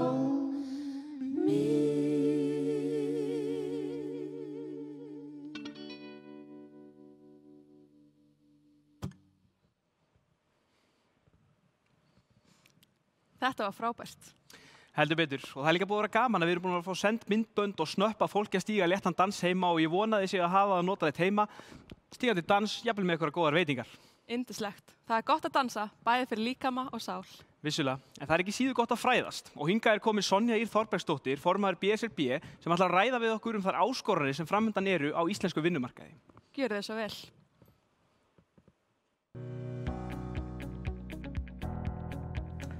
Atvinnuleysi er klárlega stærsta áskorun sem við stöndum frammi fyrir út af faraldrinum, svona fyrir utan auðvitað heilsufarsleg sjónarmið. Það sem við sjáum í því að þeir sem helst að missa vinnuna eru útlendingar, konur eru örlítið fleiri heldur en kallar og svo sjáum við líka að það er helst ungt fólk sem að missa vinnuna. Og það sem við séð líka í öðrum Evrópulöndum eru þetta að það séu svona hópamyndanir, að það séu stærri hópar sem eru sérstaklega í langtíma atvinnuleysi eins og aðfluttir einstaklingar eða yngra fólkið og þess vegna er þetta náttúrulega eitthvað sem við þurfum sérstaklega að grípa utan um. Eins og staðan er núna þá eru þetta búið að grípa til ákveðna svona mótvægisaðgerða og það er fjárfestingar á taka ríkisstjórnarinnar og þar voru sköpuð störf sem einhver fólst í því að byggja upp vegi og byggingaframkvæmdir og 85% þeirra starfa sem eru að skapast eru kallastörf og þá höfum við sagt á móti að það er undirmönnun og bara langtíma vanfjármögnun á opinberu innviðunum okkar sem er hvort sem er í umönnun, kennslu og þessum stærstu geirum okkar innan velferðarkerfisins og það þurfi fyrsta lagi að tryggja fulla mönnun þar til þess að fólk sé ekki látið hlaupa hraðar eins og var gert eftir bankahrunið en líka að raunverulega auka við aðstoðina af því álagið er svo mikið núna. Eins og staðan er núna þá erum við að benda á að skuldastaða Íslands er mjög góð. Það er borð fyrir báru og jafnvel þó að við förum í enn meiri aðgerðir heldur en hafi verið boðað núna að þá verður skuldahlutfallið samt minna heldur en í öðrum löndum sem berum okkur helst saman við. Og við höfum líka bent á að það sem við verðum að læra af hruninu er að þegar það var skorið svona harkalega niður í opinbera geiranum og bæði konur voru að missa bara hlutfallslega jafnmikið sín störf innan opinbera geirans eins og almenna og síðan þá af því að þetta er stuðningur við heimilin, þetta er umönnun, þetta er þjónusta við börn og fatlaða og svo framvegis og þá færist þessi vinna yfir á konur. Þannig að við erum annars vegar með konur í sínum launuðustörfum sem að raunverulega bara brunnu út við þetta og sjáum tölurnar hjá virk. Þannig að þær báru þungan af því að fleyta okkur í gegnum hrunið með því að hlaupa hraðar og afleiðingin var svo að þær eru að veikjast og jafnvel bara komnar búin að missa starfsgetuna til langtíma. Og svo líka að umönnunarbyrðin hérna, hún hefur aukist og er 3 sinnum meiri hér á landi samanborið við önnur lönd í Evrópu varðandi eldri ættingja og öryrkja og við erum jafnvel enn verri stöðu þegar kemur að börnum. Það er nefnilega eitt af stórum málunum sem að mér finnst ekki hafa verið nægilega áberandi í umræðinu núna er jafnréttisvinkillinn. Alveg eins og umhverfismálin, þá er þetta eitthvað sem að verður alltaf að hafa leiðarljósi í hvers kyns ákvarðanatöku. Og auðvitað er mjög auðvelt að grípa í það verkfærakistu sem við höfum og það var skortur og innviðauppbyggingu varðandi vegi og byggingaframkvæmdir. Því verður ekki neitað, en það verður að tryggja jafnvægi í þessum efnum. Og fólk verður að horfast í augu við það að það var skorið svo bratt niður í þessu opinbera kerfi að það hefur ekki jafnað sig. Og þess vegna þurfum að styrkja það til þess að raunverulega koma þá betur út úr þessum hremmingum heldur en við gerðum úr síðustu. Sko, í fyrsta leið ber kannski að nefna eins og staðan er núna að þær fjárfestingar sem eru til þess fallnar að skapa störf, að þær taka ákveðin tíma, þær skila ekki störfunum strax og það er okkar mati ómikil áhersla á það að sé vera að skapa störf en ekki nægileg umræða það hvernig þú ætlar að koma fólki fyrir horn af því það er ákveðið biðástand núna og þess vegna þarf að tryggja afkomu þeirra og þess vegna erum við auðvitað að krefjast þess að atvinnuleysisbætur séu hækkaðar en það þarf líka að horfa til fleiri hópa eins og öryrkja og þeirra sem eru komin á ellilífeyri. En þegar það er verið að taka ákvörðun að skapa störf að þá þarf sannarlega að horfa til þess að það veri skortur á innviðauppbyggingu en það þarf líka að horfa til þess að þessi störf sem er ekki með áþreifanleg verðmæti eins og umönnun og í kennslu og í félagsþjónustu að það sé verið að styrkja þau betur. Af öðrum atriðum í frumvarpinu það er náttúrulega fyrst og fremst þessi sjálfbærni að sé verið að minnka umsvið hins opinbera sem að vekur áhyggjur og það er kannski líka það svona varpar ljósi á þennan hugmyndafræðilega ágreining sem við stöndum frammi fyrir núna það hvernig við ætlum að koma út úr kófinu Og þó að það sé ekki svona, kannski svona orðið jafn áþreifanlegt og hefur oft verið, en þá finnum maður það samt að það eru mjög margir sem vilja fara strax í það að leysa vandann eins og núna biðina eftir heilbrigðisþjónustu með einkavæðingu eða selja ríkiseignir og svo framvegis. Og það er mjög mikilvægt að við missum aldrei sjónar á mikilvægi þess að við treystum grunnstoðirnar og innviðina, af því það er sannarlega það sem er að koma okkur í gegnum þennan faraldur núna.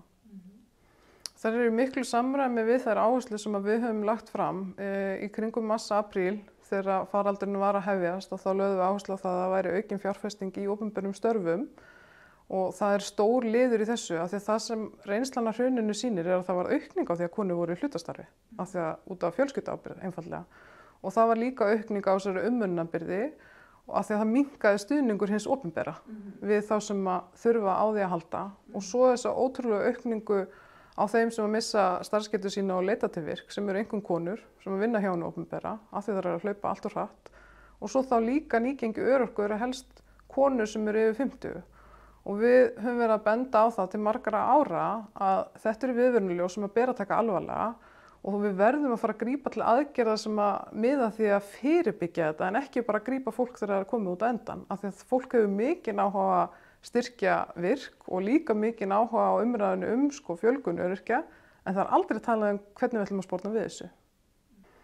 Því miður erum við í ákveðnu svona biðástandi þegar kemur að stöðu heimilanna, af því að það er ljóst að ferðamanniðnaður mun ekki skila sér einni nóttu, og við svona bíðum eftir því að það verði þróuð lyf til þess að sé hægt að opna aftur bara fyrir fólki til þess að koma aftur hingað. En það sem við hefum líka lagt áherslu á er að öll okkar svona atvinnuuppbygging er svolítið út af því hvað hefur rekið á fjörur okkar. Við erum með sjávarútveginn og við erum með ferðamanniðina, þannig að fólk er að sækja raunverulega hingað heim til þess að sjá þetta fallega land. En við verðum líka að fara að leggja jafnmikla áherslu á hugvit, á nýsköpun og þróun og einhvern iðnað sem er ekki svona frekur á náttúruauðlindirnar okkar. Það er eiginlega stærsta verkefni framöndan. Eins og staðan er núna að þá upplifum við svolítið að fólk telji að við séum búin að vinna jafnréttismálin. Raunverulega sigurinn sem komin í höfn. Ísland stendur sér best í heimi, og þá sé einhvern veginn komin afsökun fyrir því að vera ekki lengur framsækin eins og við höfum verið. Og það er raunverulega þannig að staðan er ennþá slæm á margan hátt. Við vitum það að konur eru helst í hlutastörfum út af fjölskylduábyrgð. Þar eru frekar að anna ábyrgðina varðandi ólaunuðu störfin á heimilunum, og þær eru frekar að sinna störfunum hjá hinu opinbera, þannig að þær eru líka undir álagi þar og heima fyrir. Og þess vegna erum við að segja að jafnréttismál eru málefni okkar allra, og það er aldrei þannig að við séum búin að bara klára þetta mál. Og þess vegna má ekki gleyma því, og við verðum að halda þessu stöðugt á lofti, og það er líka þannig í þessari umræðu, maður finnur það að við erum öll að sá fræjum, og þess vegna vil ég hvetja alla til þess að setja jafnréttismál á oddinn.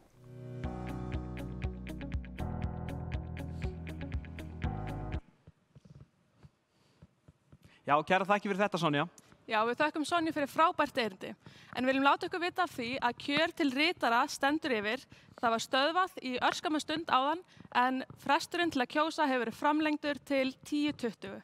Akkurat, það stöðvaðist upp, það var opnað strax, og það var 11:20 er kosning til ritara ennþá opin. En það var líka jákvætt að fylgjast með þessu erindi hvað Samfylkingin er duglega í samtali við verkalýðshreyfinguna og hvernig áherslur Samfylkingarinnar og verkalýðshreyfingarinnar haldast hönd í hönd. Já, og ungu jafnaðarmenn hafa einmitt að undanförnu verið í virku samstarfi við ASÍ og unglega hreyfingu þess. Það er mjög gott að heyra. Við erum að fara að vinda okkur í panel með sveitarstjórnarfólki Samfylkingarinnar og viljum við hvetja landsfundargesti til að senda spurningar inn í panelin á e-mailið landsfundur@samfylking.is.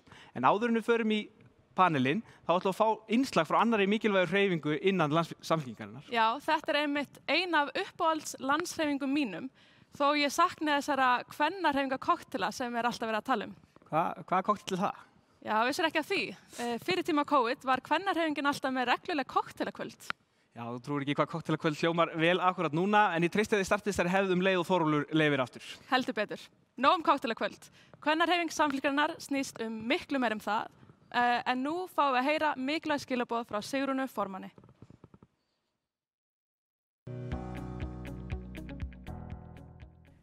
Konur eru konur, óháð líffræðilegu kyni.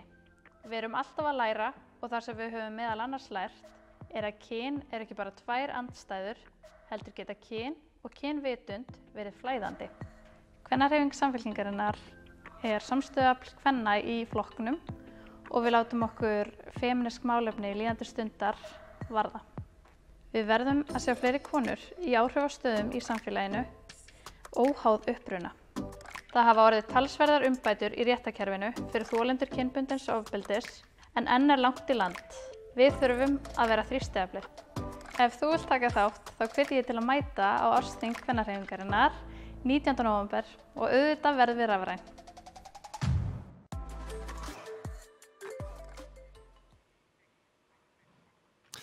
Komið sælir landsfundarfulltrúar á Nýja leik. Við ætlum að halda stjórnmálaumræðinni áfram á þessum landsfundi og nú komið að sveitarstjórnarmálunum. Ég búinn að fá hingað til mín Hildi Jönu Gísladóttur, oddvita Samfylkingarinnar á Akureyri, Dag B. Eggertsson borgarstjóra og Örnu Ýr Gunnarsdóttur, bæjarfulltrúa í Árborg. Verið velkomin. Það margs að spyrja á þessum óviðjafnalegu tímum og áskoranir eru meiri og stærri heldur en oft áður í rekstri og þjónustu sveitarfélagana. Sveitarfélagin að verða æ mikilvægara í samfélagi okkar hringinn í kringum landið. Ég ætla að byrja á spurningu sem varðar þessa nýju tíma, þessa nýju og óvæntu tíma á koronaveiru tímum. Hilda Jana, byrja á þér, þú ert næst mér. Áskoranir sveitarfélagana á þessum síðustu tímum eru væntanlega þær að hagræða eða ekki. Hvernig sérðu fyrir þér þjónustu sveitarfélaga núna á næstu misserum í ljósi þess að innkoman minni, óvissan meiri, þarf að hagræða eða á að gefa í? Það mikilvægast öll á mínum að vernda viðkvæma hópa og börn og ungmenni og setja fókusinn á velferðarþjónustuna og skólakerfið. Ég held að það sé það sem sé algjört grundvallaratriði. Þar getum við bara ekki og megum ekki draga úr. Svo gerir þetta stöðu sveitarfélagana mjög sérkennilega þegar dregur úr rekstrartekjum og eykst kostnaður samhliða í rauninu á meðan að við þurfum að eiginlega bæta í þjónustu. Þannig að til dæmis á Akureyri 73% okkar tekjum fer í rauninu bara í þessa 2 málaflokka. Þannig að það ekki eins og það séu auðvitað garða gresi að skera niður en að sjálfsögðu eins og alltaf í rekstri sveitarfélaga þá þurfum við alltaf að hafa gleraugun uppi hvernig getum við gert betur, getum við innleitt rafræna tækni, getum við dregið úr sóun og svo framvegis. Það viðvarandi verkefni sem við verðum að sýna mikla ábyrgð í en núna verðum við að fókusa á það að þessi nærþjónusta skiptir öllu máli fyrir samfélagið, ekki síst núna og þar bara megum við ekki skera niður. Dag B. Eggertsson, skiptir það máli að jafnaðarmenn leiða borgarstjórnina í Reykjavík? Hegða þeir sér öðruvísi en aðrir á þessum tímum? Já, ég reyndar hluti af frábærum meirihluta sem býsna samstiga í því hver stóru verkefni sem við þurfum að mæta og hvaða leið við viljum fara út úr því. Stóra áskorun í mínum huga í svona bara augnablikinu atvinnuleysið og öll viðbrögð stjórnvalda, bæði ríkis, borgar og annarra sveitarfélaga verður að lúta því að vinna gegn því. Og mér finnst stóra pólitíska spurningin sem á borðinu sú hvort að ríki og alþingi ætla að standa nægilega vel með sveitarfélögunum til þess að sveitarfélögin geti verið hluti af kröftugri viðspyrnu þannig að við vöxum út úr þessari efnahagslegu lægð sem á sér fá fordæmi og leiða af koronaveiru faraldrinum og þar höfum við ekki fengið nógu skýr svör. Þar sem við erum að gera í borginni, við höfum sett fram græna planið sem efnahagsleg áætlun út úr núverandi stöðu þar sem við erum bæði að bregðast rétt við efnahagslegu stöðunni með því að halda dampi í rekstrinum, fara ekki niðurskurð ofan í eftirspurnarfallið og atvinnuleysið og helst halda upp í fjárfestingastígi. En við erum ekki að tala að fjárfesta bara í hverju sem við ætlum að fjárfesta í hlutum sem ávarpa hitt stóra viðfangsefni sem við stöndum frammi fyrir sem eru loftslagsmálin og grænumálin. Þannig að við erum að vinna í raun með allar víddir sjálfbærni, við erum að fjárfesta samfélagslega, umhverfislega og þannig að efnahagurinn rétti við kútt. Arnægir, þú býrð í kraftmiklu sveitafélagi sem Árborg mikill vöxtur þar eins og menn sjá sem þar fara Hvernig ætlið þið að bregðast við? Auðvelda leiðin kannski að skera niður. Það kannski meiri áskorun að skera ekki niður. Já, það rétt. Já, eins og þú sagðir þá eru við sveitafélagi í gríðarlegum vexti og það eru náttúrulega miklir vaxtaverkir sem því fylgja. Og það í rauninni, það ekki í stöðunni hjá okkur að skera niður. Af því það stöðug aukning þegar að íbúum fjölgar svona hratt. Við erum að byggja nýjan skóla, grunnskóla, við erum að byggja leikskóla. Það kallar auðvitað á aukin útgjöld, það aukin rekstur. Þannig að það ekki í stöðunni hjá okkur að skera niður. En það áhrif á niðurskurði þegar að 80% af útgjöldum sveitafélaga fara í fræðslu og félagsþjónustu, þá það þannig að þetta eitthvað sem þú skerði ekki niður. Að sjálfsögðu alltaf leita leiða til að hagræða og finna nýja lausnir og leiðir að verkefnunum. En það ekki neitt sem hægt að skera niður á þessum sviðum hjá okkur, það bara aukning. Hilda Jana, þjónusta sveitafélaginu hefur verið að vaxa gríðarlega á undanliðnum árum og umræðan það hvort að sveitafélaginu að taka meira að sér frá ríkinu hefur verið ábyrjandi í stjórnmálaumræðu síðustu ára, en svo segja sumir að nú sé komið nóg. Sveitafélaginu ráðið varla við þetta lengur, svo sem eins og öldrunarþjónustuna sem hefur verið mikið til umræðu meðan að tekjustofnar að minnka. Þarf að taka eitthvað til í skiptinguna milli ríkisvalds og sveitafélaga? Já, það þarf að taka til þar, en það þarf fyrst og fremst að taka til í samskipti ríkis og sveitafélaga sem eru óþolandi. Þetta eitt það sem kemur mér svona hvað verst á óvart við að stiga inn á þetta svið, að sjá þennan sikura vasa hins opinbera, ríki og sveitafélaga, virka ítrekkað eins og andstæðinga sem algjörlega óþolandi fyrir almenning. Það að þetta vantraust gjá sem hefur að mínu mati myndast milli ríkis og sveitafélaga ætti að vera öllum almenningi óásættanleg. Við treystum því ekki að fjármagn fylgi þeim verkefnum sem að okkur falin og ríkið verður að eiga þessu samtali á þess að við séum óvinurinn. Vegna þess að það ekki hægt ítrekkað að gera samninga við sveitafélög þar sem annarkort eða setja lög sem líka ítrekkað verið að setja lög sem ekki búið að kostnaðagreina og ekki fara í gegnum hvernig á að mæta þeim kostnaði til sveitafélagana. Við erum að horfa á að fólk sem vinnur hjá sveitafélagunum búið að vera með þeim launalægstu í landinu. Aðstæðan óboðleg og vald sveitafélaga næstum ekkert.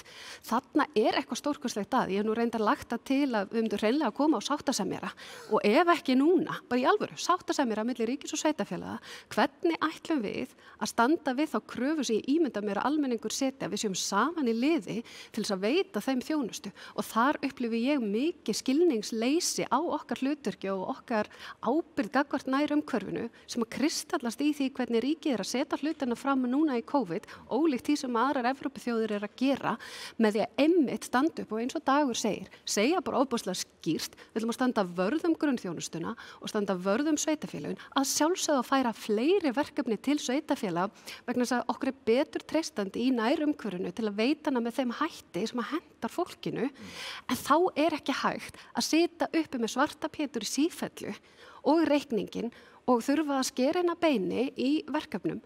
Þannig risastór íslenskur vandi sem bara verður að breytast. Dagur Bjargetsson, það virðist þurfa að höggva á hana hnút. Þetta hefur verið svona árum saman. Einhver pirringur, einhver núningur milli ríkisvaldsins annars vegar og sveitarstjórnarstigsins hins vegar. Sér þú einhverja lausn á þessu vegna þess að þetta plaga sveitafélagið mjög, til dæmis hvað öldrunarþjónustan varðar? Já, það gerir það og ég verið svona meira og meira að hugsa yfir því hvort það sé að þvælast fyrir í umræðunni að tala þetta sem fjárhagsleg samskipti ríkis og sveitafélaga. Þetta það vissulega forminu til, en það sem við erum raunverulega að tala þjónusta við fólk. Akkurat. Þjónusta við fatlað fólk.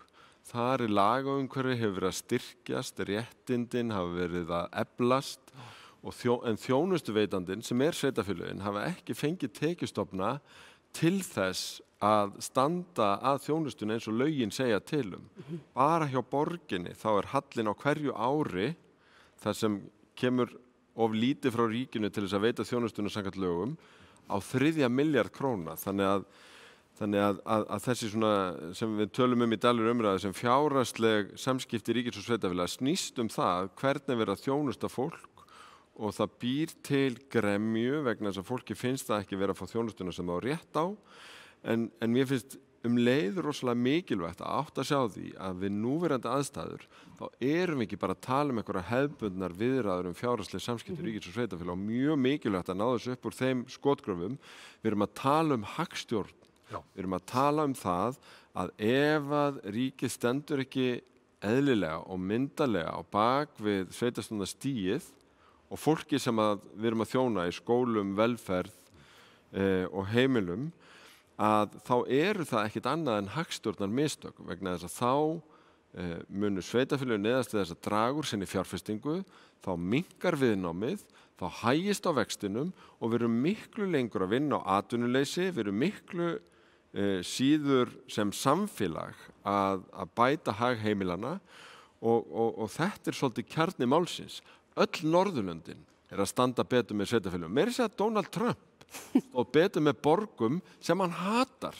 Og ég meina alla daga í 4 ár hefur hann lagt lykki á leið sinni til þess að í raun grafa undan styrk stórra borga í Bandaríkjunum en jafnvel hann áttaði sig á því í koronafaraldrinum að það þyrfti að standa með borgum út af hagvexti, út af efnahagslegu viðbragði og við erum að tala fyrir auknum skilningi á nákvæmlega þessu og samfylkingin á þingi að standa sig mjög vel í að berjast fyrir þessu með okkur en þetta gríðarlega stórt mál, ekki bara fyrir sveitarfélögin, heldur fyrir fólki sem það býr og fyrir Ísland og leið okkar út úr faraldrinum. Takk fyrir þetta, Dagur B. Eggertsson, þú ert að segja með tíðinda Donald Trump betur heldur en íslenska ríkisvaldi. Já, það ekki mjög algengt að þósonum en hann má eiga þetta. Donald Trump og Angela Merkel eru með 4-falt meiri stuðning við sveitarstjórnarstigið í sínum löndum heldur en íslenska ríkisstjórnin. Þú segir með tíðindi. Arnægir, staðan einfaldlega þessi að ríkisvaldi að leggja minni pening til þjónustu sveitarfélagana heldur en með þarf og þetta bitnar á því fólki sem síst skildi maður ætla. Að sjálfsögðu gera það og það í raun stór undarlegt að það þetta tóg á milli ríkis og sveitarfélaga að því að við erum í þessu saman.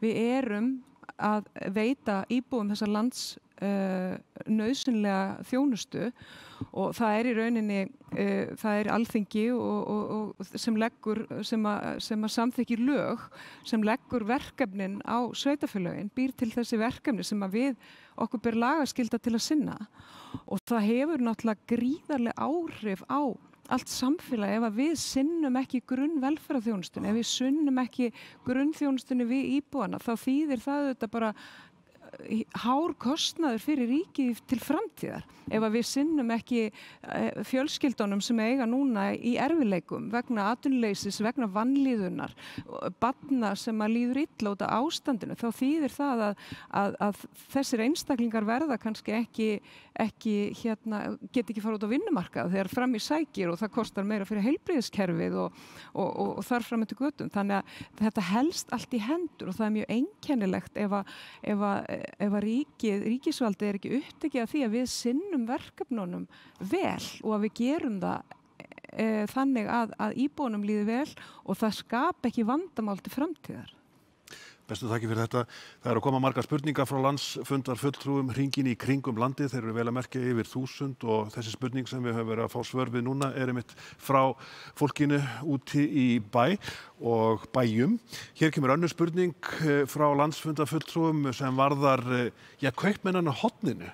Hvort að sveitarfélagin þurfi ekki akkurat núna að styrkja það litla og smáa og fallega í rekstri sveitarfélagana þar á meðal litlu búðirnar, kaupmaðurinn á horninu sem skreytir oft á tíðum samfélögin mjög vel og það mjög mikilvægt að halda með þeim litlu á tímum sem þessum.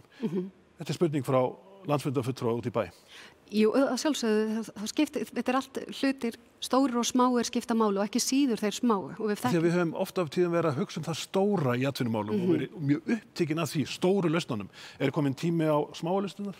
Ég hef verið samfærið það bara mjög lengi og ekki síst á landsbyggðunum vegna þess að við þurfum ekki alltaf risastórar lausnir heldur fleiri minni.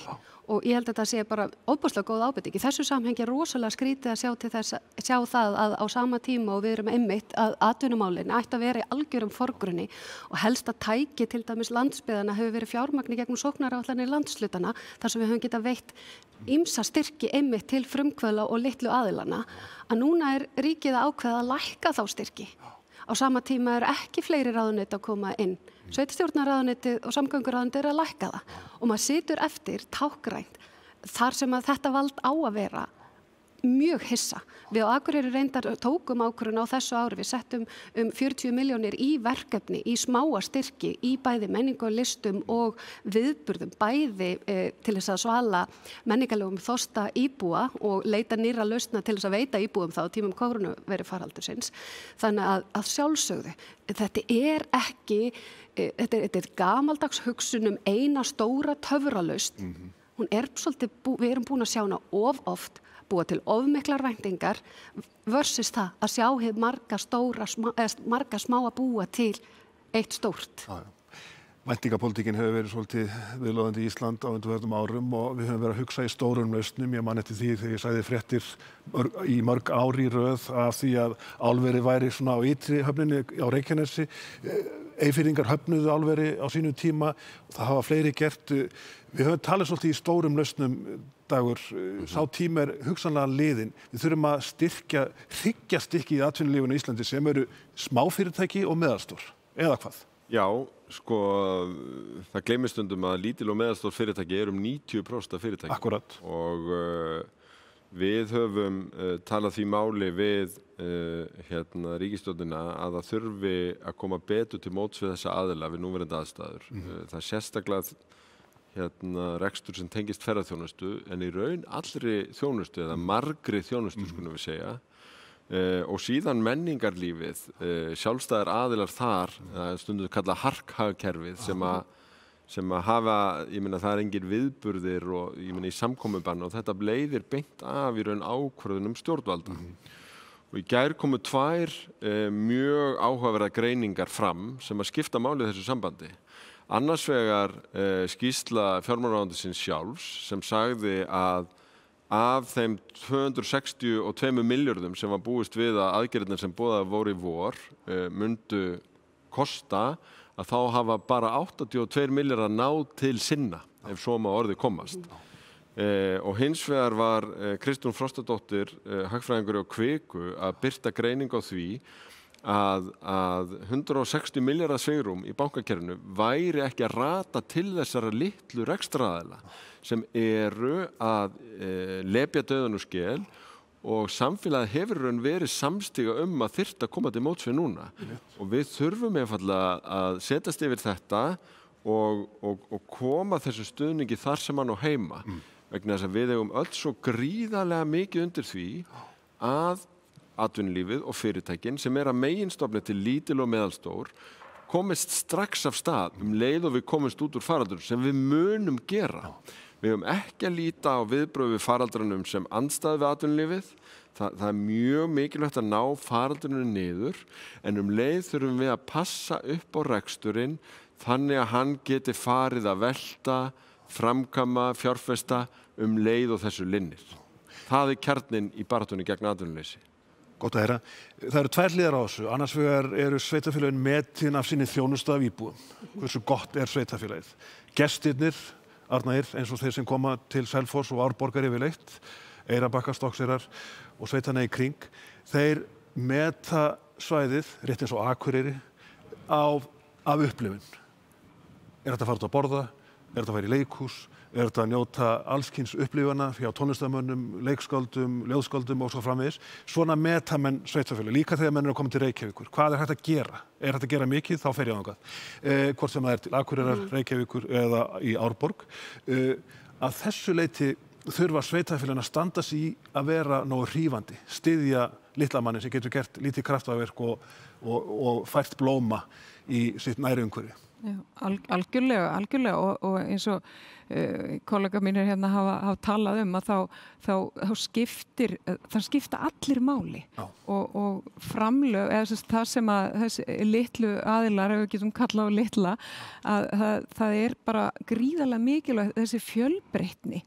Og fjölbreytnin skapast af þessum af því sem að einstaklingarnir, öll þessu frábær frumkvæði sem að einstaklingar hafa í samfélagunum og það náttúrulega skiptir ofboðslega miklu máli að við eigum gott samtal við þá aðila sem að þessum fyrirtækjum standa, að við séum alltaf í góðu samtal við þau og heyra svona hvar skóinn kreppir og hvernig við getum lagt að mörkum.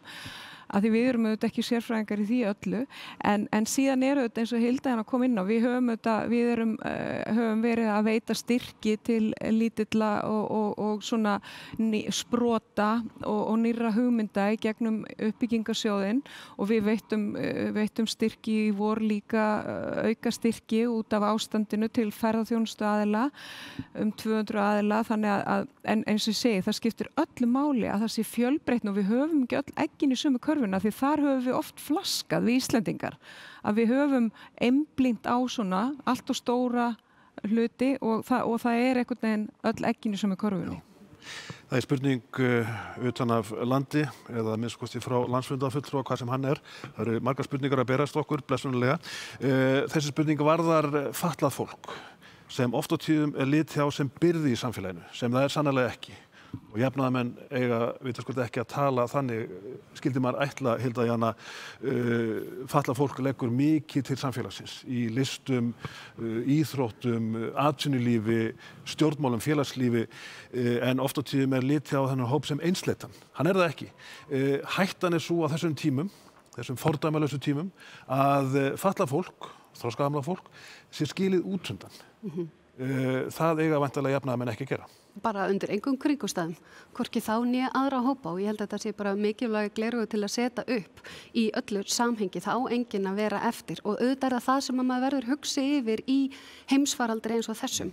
Maður óttast að heimsfaraldur, kannski í tengslu að því við lítum á þetta í rauninni sem einhvers konar eins og snjóflóð eða eins og einhverja náttúruvá, þetta einhverja hörmungar sem við ráðum ekki við þurfum að taka þeim alvarlega og þar munu líða hjá og við þurfum að grípa þeir, en það oft þessar hörmungar sem að skapa og auka ójöfnuð í samfélaginu og þar tel ég, hvort sem að það tengist málefnum fatlaðra, aldraðra eða annara hópa, landsbyggða, borgar, kvenna og kalla og svo framvegis, það svona hörmungar, maður óttast það á ójöfnuður aukist og þarna þurfa jafnaðarmenn að vera algjörlega á tánum að þessi faraldur auki ekki ójöfnuð.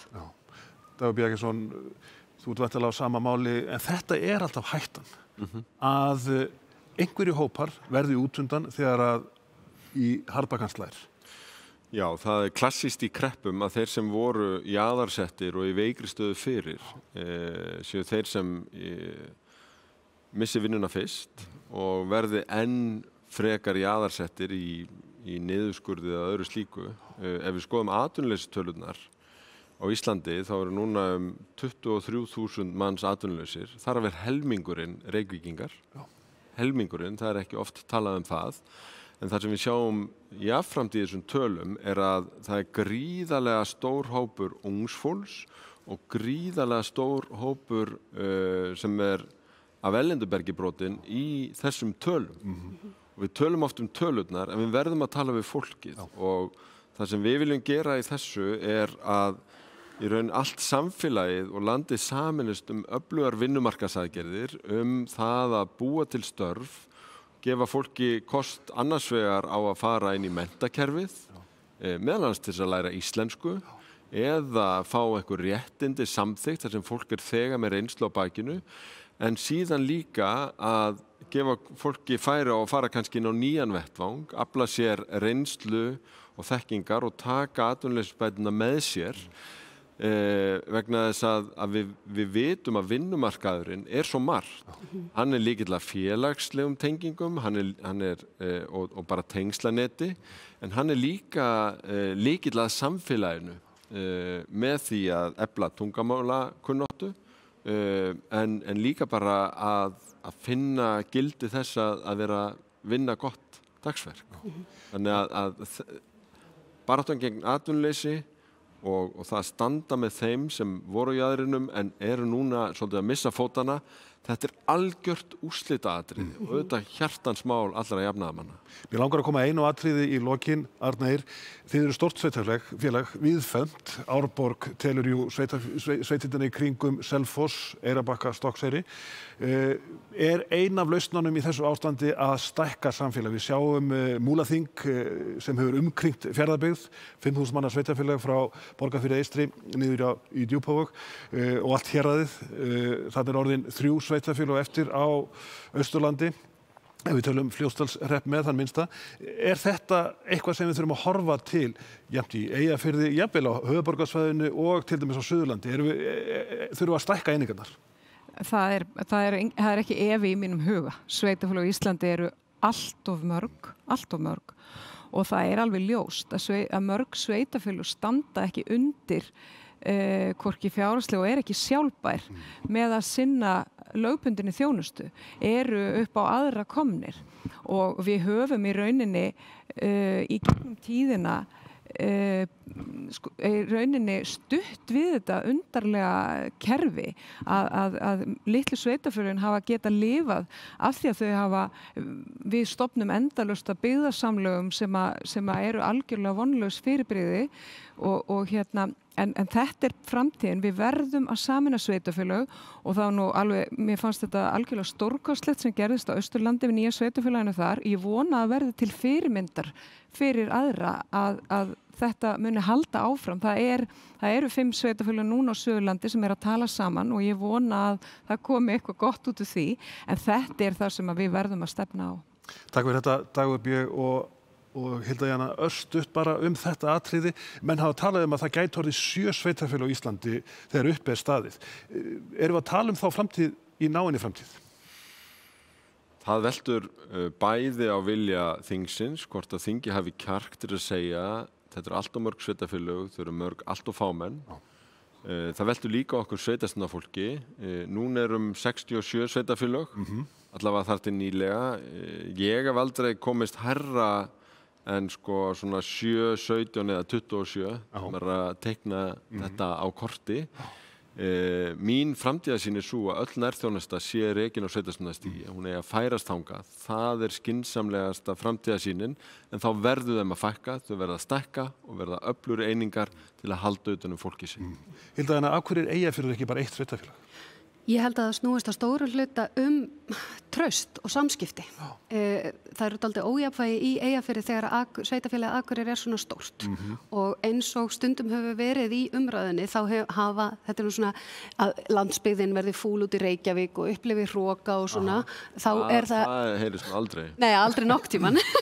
En það sama gerist nefnilega í Eyjafirði og á okkar svæði er að okkar nágrannar upplifa hroka frá okkur og þarna þetta bæði snýst samskipti, aukinn skilning, aukinn samstarf og virðingu fyrir ólíkum aðstæðum. Það held ég að sé lykilatriði til þess að við sköpum það traust að við treystum okkur til að vinna saman. Í hinn stað, það held ég að við þurfum öll átt okkur á því að við erum ekki að tala að sameina endilega öll samfélög í eitt einslegt samfélag. Hrísey er til dæmis ennþá Hrísey þó að hún fái reikninga og þjónustu frá heitinu Akureyrarbær. Og stundum hef ég næstu talað ætti bara að tala tölur eða eitthvað til að aftengja þetta beint við það að Dalvík er alltaf Dalvík. Grímseyingurinn er ekkert að bugast undan ofríki Akureyrar? Nei, ég held ekki. En virðingin, og síðan að því að Arna nefndi þetta, að þessi útfærsla fyrir austan með heimastjórnirnar, hvernig við getum náð þessu saman, hvort sem það heiti hverfisráð, íbúasamráð og allt þetta, en við þurfum að sýna og sanna meiri virðingu í samskiptum og að setja fókusun á það að þetta snúist að gera betri þjónustu við íbúana. Ef við náum því, að því það er stóra málið, ekki að fæða sveitarfélagi sjálft eða Akureyri taki yfir Eyjafjörð en ég skil óttan. Góð lokaorð. Hilda Jana, Dagur B. Arna Ýr, bestu þakkir fyrir að deila með okkur ykkar sýn á sveitarstjórnarmál. Við förum að skipta hérna gír, höldum áfram með landsfundinn og ánægilegt að það er fjöldamargir 100 manna sem að fylgjast með á þessum streymistímum. En við verum með fleiri umræður hér síðar í dag við þingmenn Samfylkingarinnar, ungt fólk og fólk í atvinnulífinu. Það eru margt að ræða á næstu mínútum og komandi klukkutímum þegar að landsfundurinn tekur á sig margvíslega myndir. En við skulum skipta hér yfir á þau hjónin. Takk fyrir það, Sigmundur. Ótrúlega gaman að heyra þessu mikilvægu og spennandi verkefnum sem brenna á okkar sveitarstjórnarfulltrúum og sjá hvað við erum með öfluga fulltrúa í sveitarstjórnum landsins. Ég tek undir það. En hingað er komin til okkar aftur Katrín Theódórsdóttir, formaður kjörstjórnar, því það liggja fyrir úrslit í kosningum til ritara Samfylkingarinnar Jafnaðarmannaflokks Íslands. Sæl öll. Í framboði voru Alexandra Ýr van Erven og Hörður J. Oddfríðarsson. Kosningi fór þannig að Alexandra Ýr vann þetta kjör með 64% greiddra atkvæða. Mig langar til þess að fá að tilkynna jafnframt að nú verður gert hlé á kosningum sinn því Hákon Óli Guðmundsson, hann er bara einn í framboði til gjaldkera flokksins þannig að hann er sjálfkjörinn en annars fara kosningar bara í samræmi við auglýsta dagskrá á heimasíðu Samfylkingarinnar. Takk fyrir. Takk fyrir þetta, Katrín. Við óskum Alexandru og Hákoni kærlega með sínar stöður. Já, til hamingju með embættin. En næsta dagskrá er liður sem að ég er sjálf mjög spennt fyrir. Það er hann Sigurður, hann er ungur umhverfissinni og hann ætlar að koma með smá innslag fyrir okkur.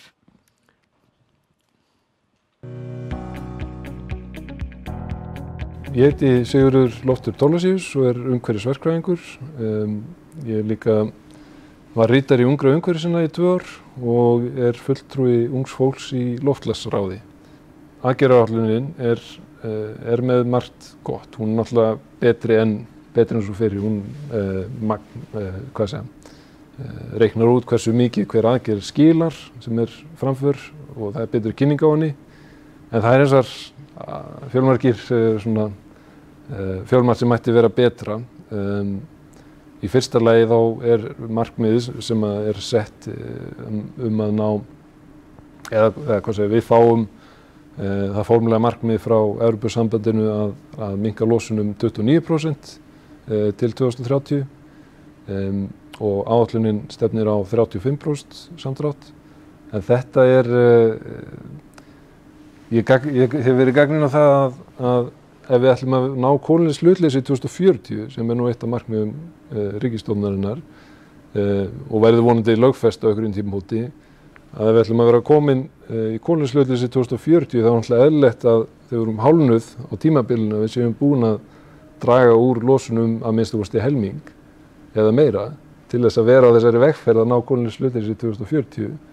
Og þar sýndu þið gott frumkvæði þegar þið lögðu fram tillögum græna sáttmála og þar sem var lagt til að lögfesta 55% markmiðið 2030. Enda er Evrópusambandið að stefna þangað núna og gott ef ekki bara búið að samþykkja það þar. Þannig að það mun koma inn til Íslands. Ég hefði viljað sjá aðgerðaáætlun að taka tillit til þess bara strax.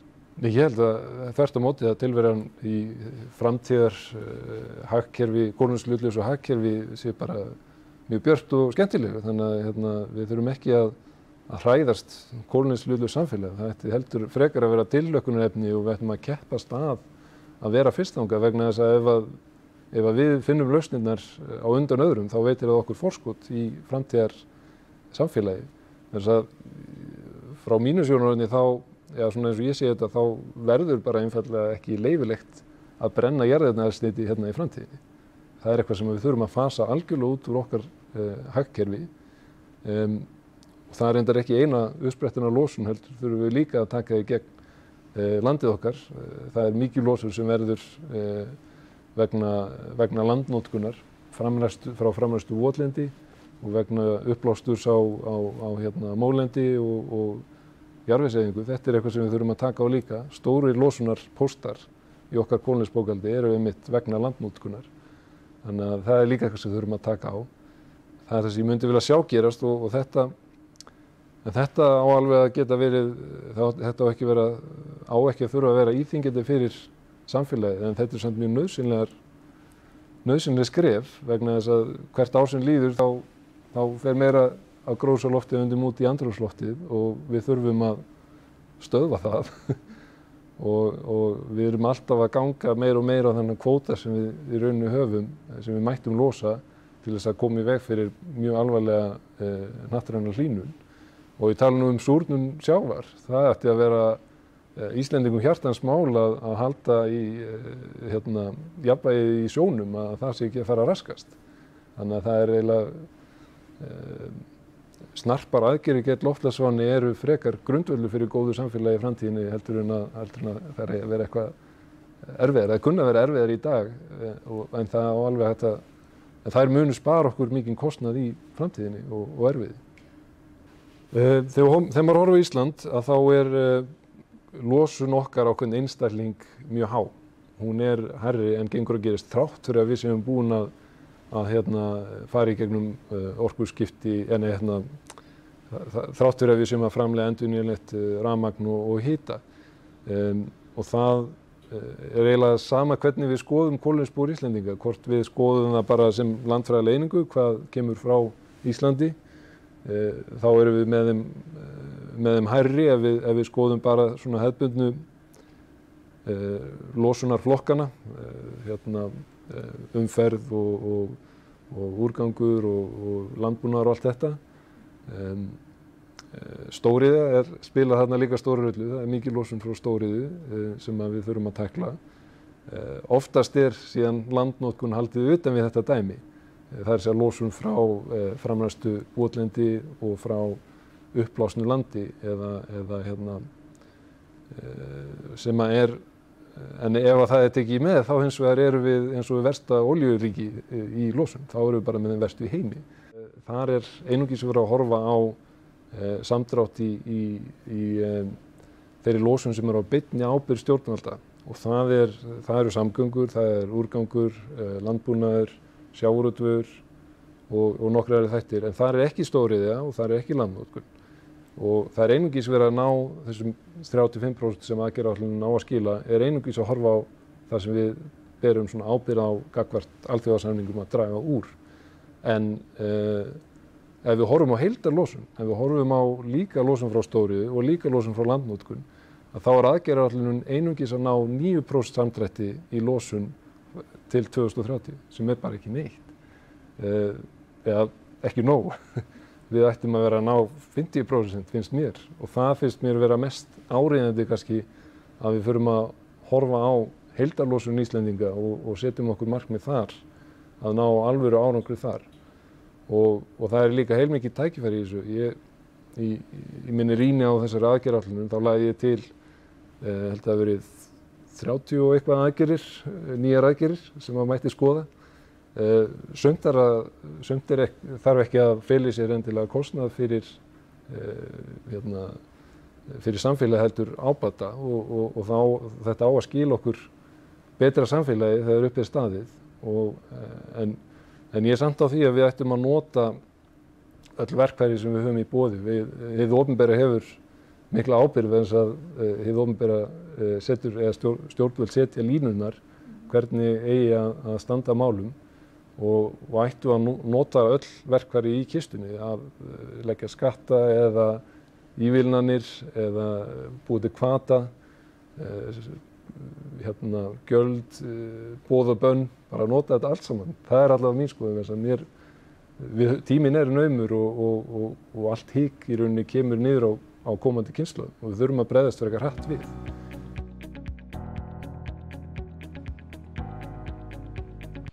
Það rétt, tíminn naumur og málefnið heldur betur mikilvægt, en við viljum vekja athygli á því að það gífurlega mikil þátttaka í kosningum hér á landsfundi og hefur ákveðið að lengja kosningu til formanns framkvæmdastjórnar og hefst hún núna kl. 12:00 og stendur til 12:45.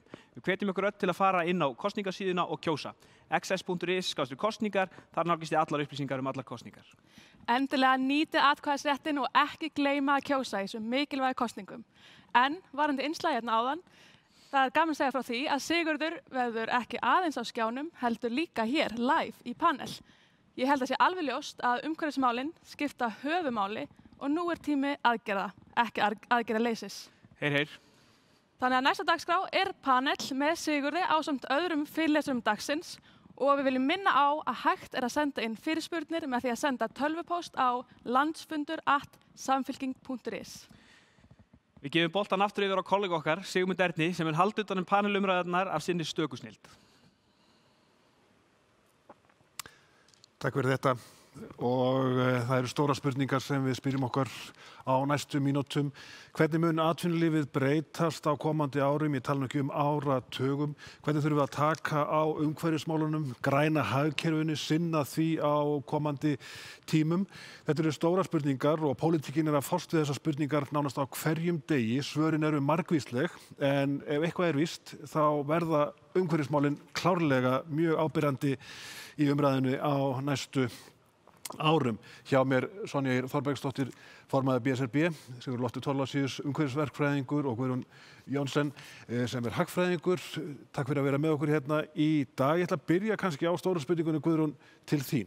Og vel að merkja að það eru margar spurningar að berast til okkar frá landsfundarfulltrúum hringinn í kringum landið og er það vel.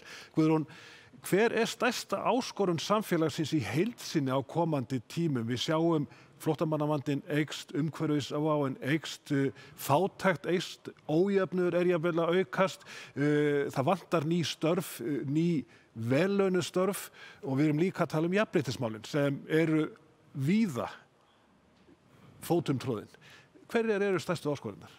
Já, þú ert eiginlega búin að tæpa á þeim flestum en ef við hefum að taka svona heilt á litið yfir í svona flokka og taka þá stærstu fyrst sem að í rauninu öll önnur vandamál leiða af og eru samofin og það eru þetta loftslagsváin sem slík. Það er jafnréttismál, það er umhverfismál og hvernig við bara rétturinn til þess að anda af þessi fersku lofti, þetta er stórmál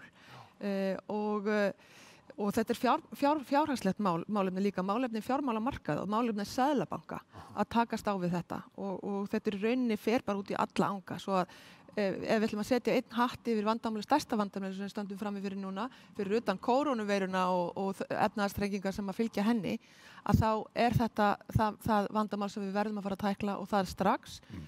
Svo má nefna misskiptingu í sérstaklega að hér á landi er eignamisskipting áleitin og of mikil og að lokum má segja líka samsetning atvinnulífsins.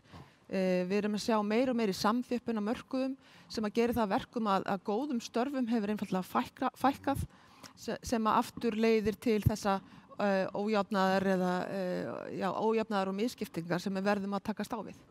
Örstuð til viðbót. Ertu bjartsýn? Já, ég er það. Ég er það. Ég veit að ég er svona svolítið eins og Dr. Doom, alltaf mættir að krísan kemur, en ég held að sko mannkynið hefur bara tæklað svo stór vandamál og unnið svo stóra sigra. Og má ég líka minna samfylkingarfólk á það að það var samfylkingin sem kom Íslendingum í gegnum og út úr fjármálakreppunni. Þess vegna hef ég trú á þeim stjórnmálaflokki til þess að koma okkur út úr þessari kreppu, en hún er risavaxin, en með réttu tækjunum og tólunum, því við verðum ekki að gleyma því að fjandinn liggur eða felur sig í smáatriðanum, að öll laga umgjörð fjármál hins opinbera, allt þarf þetta að leggjast á sömu sveifina til þess að koma okkur undan þessari áhættu. Sigurður Loftur, þú ert umhverfisverkfræðingur og aktivisti í þeim málum. Umhverfisváin er gríðarlega stór. Ég ætla að nefna eina tölu. Á næstu 30 árum verða 250 milljónir manna á vergangi, á flótta, einfallega út af loftslagsvánni. Þeir eru búin að týna heimkynnum sínum út af flóðum og hækkandi sjávarstöðu. Þetta er ein talan, 250 milljónir á næstu 30 árum. Hvernig ætlum við að takast á við þetta? Þetta eru ofboðslega stórar tölur í öllu tillit. Já. Þetta eru nefnilega gífurlega tölur og það sem við gerum hérna á landi hefur áhrif á allan heiminn og kannski áður en ég svara spurningunum vil nú bara byrja á að þakka fyrir að bjóða mér hérna í þennan panel og hrósa ykkur fyrir að fjalla loftslagsmálin á landsfundi ykkar og ég vona að aðri flokkar fylgi á eftir og gera það sama. En já, 250 milljón flóttamenn á næstu 30 árum, þetta er náttúrulega alveg gífurleg tala og það er nefnilega málið að losun okkar hérna á Íslandi og út allan heim, hún kannski hefur mest áhrif á fólk sem stendur verst, sem er að skrýtna í þessu. Við, kannski ríkari þjóðir, erum að menga meira heldur en fátækari þjóðir, eða þeir sem standa illa. En það er hins vegar að verða fyrir mestum afleiðingum. Þannig að þetta er líka réttlætismál og þetta er alls ekki sanngjarnt að við fáum að gera áfram háa neyslu og valda mikilli losun sem að bitnar síðan minna okkur heldur en öðrum og einmitt fólk er umhugað flóttamenn og okkur á að vera umhugað flóttamenn og þetta er ein leið bara til þess að koma í veg fyrir að fólk þurfa að flýja heimili sín er einmitt að bregðast við loftslagsvánni. En ég spyr þig líka hvort þú sért bjartsýnn. Sko, það eru margir þjóðarleiðtogar sem skolla við vandanum til þess að trúum það að vandinn sé ekki til staðar. Donald Trump lofaði að auka við kólanámurekstur í Bandaríkjunum þegar hann tók við fyrir 4 árum. Persónulega er hann sennilega að fara frá völdum og Joe Biden mun væntanlega taka upp Parísarsáttmálann á nýjan leik í bandarískum stjórnmálum og er það vel. Og populismin veður víða uppi, meira sér hér í Evrópu, jafnvel á Íslandi, sem segir það er ekkert að. Við getum alveg haldið áfram með gráan kapitalismann og hann skilar okkur mestum tekjum. Ertu bjartsýnn á að þjóðarleiðtogar, allir sem einn, átti sig á vandan? Já, í grunninn er ég bjartsýnnar eðlisfari en vissulega þegar Trump var kosinn hérna fyrir 4 árum þá aldeilis kom högg í bjartsýnina hjá manni og vonandi snýst það við núna í dag eða á morgun þessi stefna stórs ríkis með mikla losun en ég myndi ekki segja ég væri bjartsýnn, nei. Ég myndi kalla eftir því frekar en að vera bara bjartsýn af því bara að við myndum reyna að fylgja svona raunhæfri bjartsýni. Vera bjartsýn ef að okkur miðar vel. En staðan er einfaldlega svo að losun heimsins, árleg losun, hefur aukist á hverju ári, bara síðan, ég veit ekki hvenær. Hún er ekkert byrjað að draga saman. Og við þurfum að vera komin niður í 0 2040 eða 2050. Þannig að netto 0 losun. Er það óhugsandi?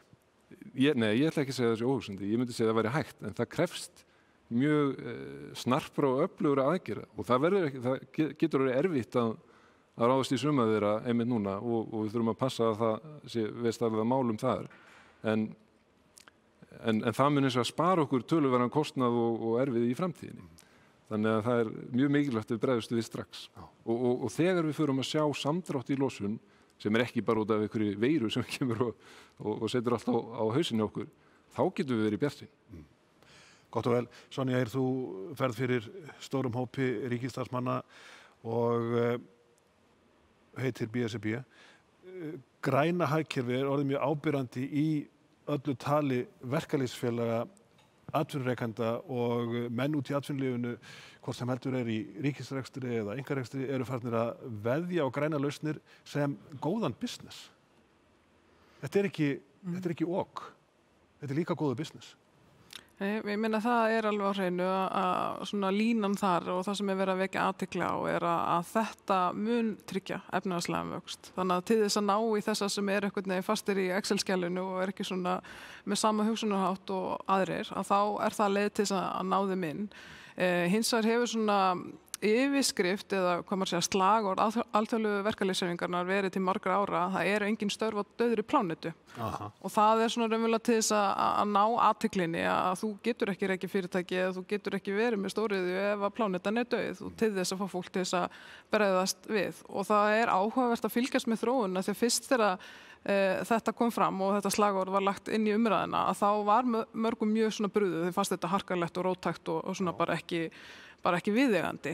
En umræðan hefur breyst og það þannig að umhverfismálin eru á oddinum hjá verkalýðsfélögum víða heiminn og þau eru þá í samstarfi við stjórnvöld og atvinnurekendur í þessu þríhliða samstarfi sem einkennir okkur svo oft við að leggja fram tillögur það, hvernig má spotna við og það verið að horfa til góðra fyrirmynda og svona dreifa þeim hugmyndum.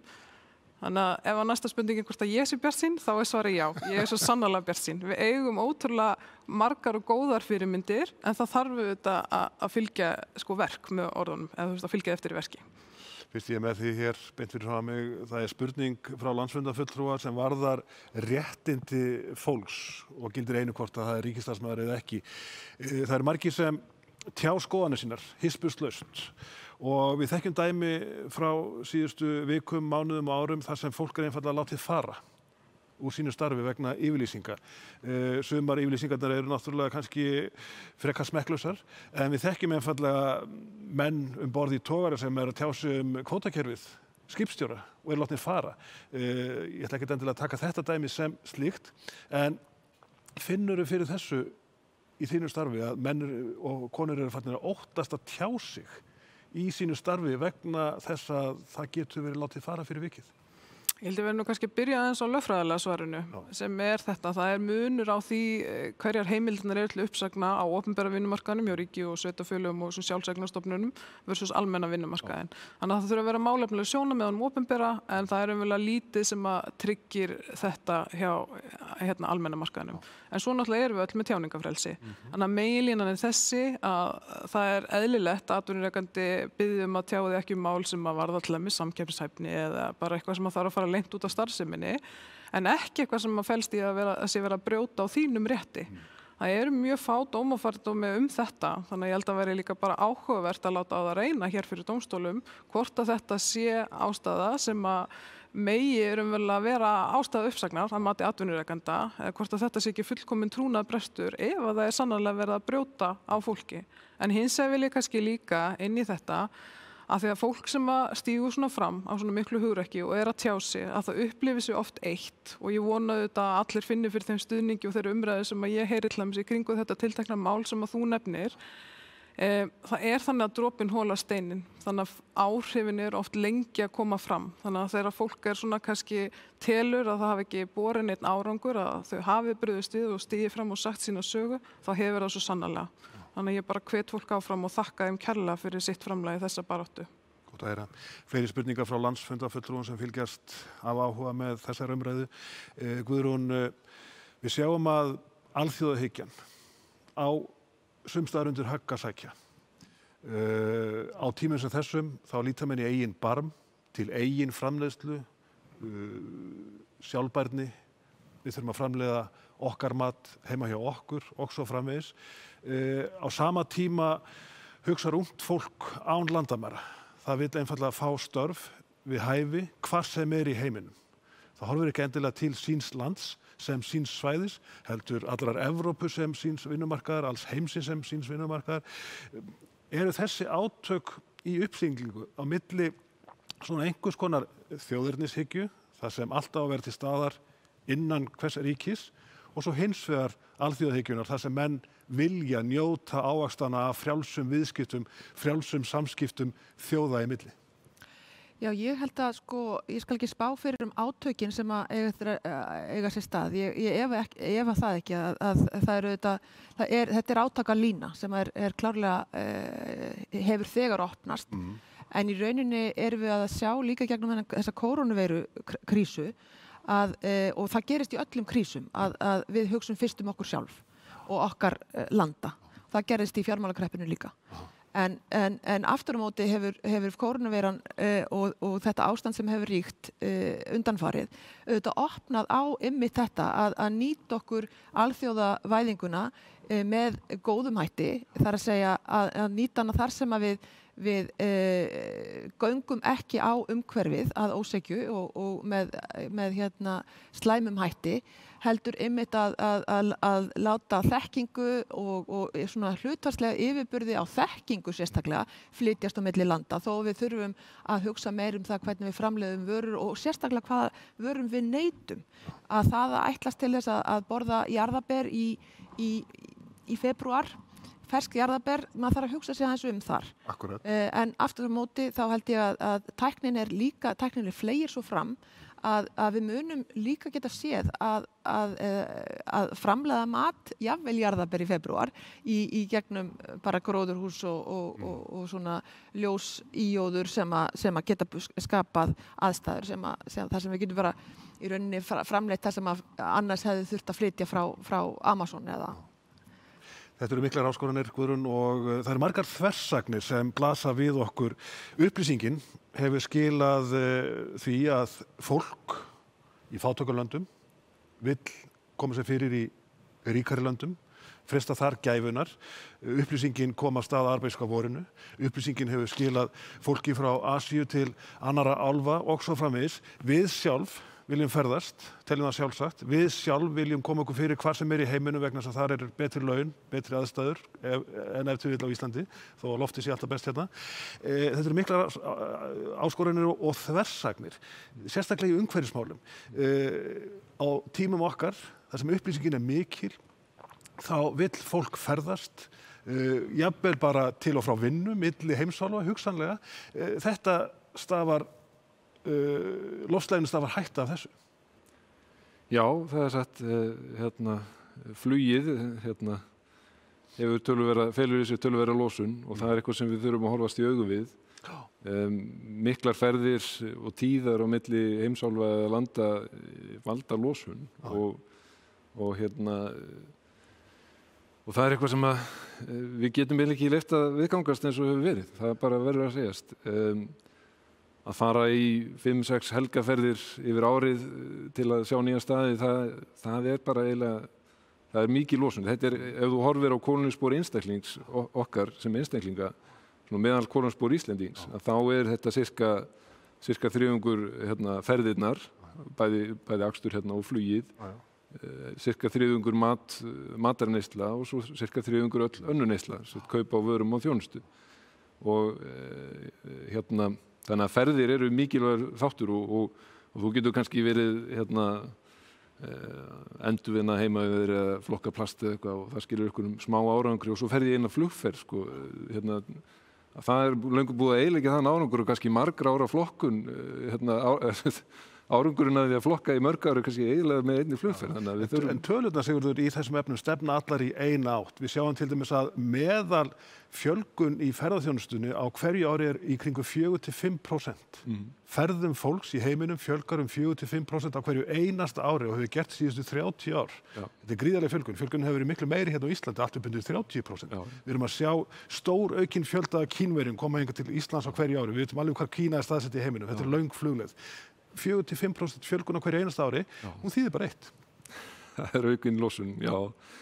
En ég ætla ekki að segja að fólki endilega hætta alveg að fljúga eða ferðast og það er auðvitað mikilvægt að þekkja heiminn og allt það. En það er, það er miklu minni losun fólkinni að fara í eina langaferð árið eða annarkvert árið eða eitthvað, frekar en að fara í fjölmargar styttri helgarferðir. Það varstu strax búin að draga losunni heilmikið og einmitt að ferðast kannski ekki alveg milli til Kína eða svona losalega vegalengdir oft sko. Þannig að það er alveg hægt að draga úr þessari losun á þess að hætta algjörlega ferðast en við þurfum að horfast í augu við þetta og þetta er kannski sá eini geiri flugið þar sem að tæknilausnirnar eru bara þær eru svo sem að birtast Norðmenn stefna á rafvæðingu síns innanlandsflugs held ég að hafi verið 2040 frekar en 2050. Þannig að það er alveg eitthvað teikn á lofti að við getum farið að fá vistvænni tækni þarna og mögulega geti Ísland geti sjálf sér ef að Norðmenn ná að rafvæða sitt innanlandsflug þá ættum við að geta rafvætt okkar alþjóðaflug en svo Noregur er svo rosalega langur. Þá er ég meina til næstu landa sko, að þú komist til og það geti kannski verið ný leið fyrir ferðamanna iðnaðinn nú er þetta bara hugmynd að fyrir ferðamanna iðnaðinn að þróa sem svona grænn vistvæn ferðamanna iðnaður að það væri hægt að koma til landsins á þess að valda mikilli losun. Þannig hvort með vistvænum skipasamgöngum eða flugi. Svo erum við náttúrulega að bíða eftir því Sigurður Loftur að íslenska rafmagnið fær að knýja þoturnar sem farum jörðina. Já, það nú líka eitt. Já. En gott og vel, við skulum aðeins fara í jafnréttismálin sem og eiga að vera ofarlega að bauja alla tíð. Ég ætla að gerast svo litið persónulegur og tala Guðrúnu ömmu sem var hinn dæmigerða húsmóðir á fyrirluta og fram eftir síðustu öld. Blessunlega fóru konur svo út að vinna. Við þekkjum tímamótin 1975 í kvennaverkfallinu. Þetta breyttur tími. En það sem breytist ekki að konur hafa minni laun heldur en karlar í allt of ríkumæli, í allt of mörgum dæmum. Kona mín í sjónvarps- og kvikmyndabransanum. Ég þekki það, hún fær lægri laun sem verktaki heldur en kallinn við hliðina á henni. Ég veit að dóttir mín sem býr út í London með lægri laun heldur en karlmaðurinn við hliðina á henni. Ég veit að barnabarnið mitt sem núna 5 ára verður eftir 30 ár með lægri laun heldur en kallinn vegna þess að það breytist ekki neitt. Af hverju? Ástæðan að það eru svo margþættar ástæður fyrir launamun í kynjana. Við erum með samþættingu vinnu og einkalífs og það undir fellir til dæmis eins og fæðingarorlof og hver ber ábyrgð á ólaunuðu störfunum á heimilunum við barnaumuna. Við erum með staðalímyndirnar, við erum með völd og ábyrgð og vitum það að konur eru hvergi nærri körlum þegar kemur að valdastöðum. Það ein kona forstjóri í skráðu félagi hér á landi. Við erum með það að konur eru frekar í hlutastörfum líka út af þessum ólaunuðu störfum og síðan raunverulega þetta að það sem hefur verið gert til þess að bregðast við varðandi launamunin hefur til dæmis verið eins og jafnlaunavottunin sem góð og gild hún tekur til innan vinnustaða en hún nær ekki yfir megin ástæðana fyrir kynbundinn launamun sem að störf eru frekar að flokkast í kvennastörf og kallastörf. Að það sé mikill meiri hluti þess að starfa innan tiltekinna stétta og þá helst hjá opinbera séu konur versus kallastéttir. Þannig að ef þú ætlar að vinna bug á þessu, þá þarftu að snerta á öllum þráðunum. Þú þarft að grípa til aðgerða hvað varðar þetta allt. Þannig að við tökum eins og fæðingarorlof því ég veit að það hefur verið skipta skoðanir hérna innan Samfylkingar hvað það varðar. Það ekki raunverulegt val kvenna að vera heima 4-5 sinnum lengur vegna fæðingu barna sinna. Þetta þetta bæði það þarf að lengja fæðingarorlof og þarf að brúa bili í dagvistum barna en það alveg á hreinu að þegar það verður tekin umræða núna á þingi skiptingu á fæðingarorlofi, þá verður hún að vera jöfn. Af því að kerfið þarf að tryggja jafna skiptingu, fólk mun ekki gera það. Það ekki raunverulegt frelsi. Og síðan þarf þetta líka að fara að velta fyrir sér hvað á að gera til þess að bregðast við þessum ólaunuðu störfum. Og það allir þessi þræðir, það allir þessi aðbúnaður sem þarf að tryggja það. Það þarf að draga á milli vinnutíma kalla og kvenna. Og við höfum lagt mikla áherslu á styttingu vinnuvikuna sem hluta kjarasamningum okkar og opinberum vinnumarkaði núna. Og þá annars vegar getur þetta leitt til þess að við teljum að það að telja vinnutíman í heild sinni, launuðu störfin og ólaunuðu störfin. Og með styttingu vinnuvikunar þá að tryggja að það dragi þarna á milli. Karlandi fara frekar heim og deila ábyrgðinni á heimilinu og börnunum, en svo á móti líka að þá að tryggja konum aukna hvíld. Þannig eins og núna umræðan bara í hámæli af því það á að taka gildi seinastallega 1. janúar 2021 hjá opinberum starfsmönnum stytting í dagvinnu og svo í vaktavinnu í maí 2021 og ég að kalla eftir því að Samfylkingin í sínu sveitarfélagi verði kyndilbyrjar í þessu verkefni og þau geta hugsað þetta sem góðan undirbúning fyrir sókn á atkvæðum fyrir Samfylkingun og þetta það sama. Þú ert að ná í atkvæðin, tryggja að fólk fari 36 stundir í dagvinnu eins og að gera í vaktavinnu seinna. Góð til að Guðrún að lokum. Þetta hagstjórnar vandamál í sjálfu sér og þversögnin líka þessi. Við sjáum að í Háskóla Íslands, Háskólum í Reykjavík, Háskólum á Akureyri og fleiri háskólum á landinu jafnvel, konur orðnar svona í kringum 75% nema. Konur að sækja gríðarlega fram að miklum krafti. Konur að sækja fram í svona millistjórnendastörfum í mjög ríkum mæli og í mínu starfi, þar sem ég þarf á viðmælendum að halda, ég með hlaðborð af frábærlega framsettum konum sem æðislegir viðmælendur fyrir 30 árum, jafnvel 40 árum, þegar maður var að byrja í þessum bransa, þá vildu konur síður koma í viðtöl. Það var vegna þess að þær vildu kynna sér málefnin á undan. Kallinn var tilbúin að tjá sig samstundis, það var nú munurinn á kynjan og þá og kannski ennþá. En núna sjáum við allar þessar konur blómstra í viðtölum, blessunarlega. En það eru samt með lægri laun. Það breytist ekki. Við sjáum þessa stórkostlu breytingu í jafnréttismálum að konur sækja fram í menntun, í störfum og svo framvegis, en hitt helst eins og það var og hugsanlega verður, eða hvað?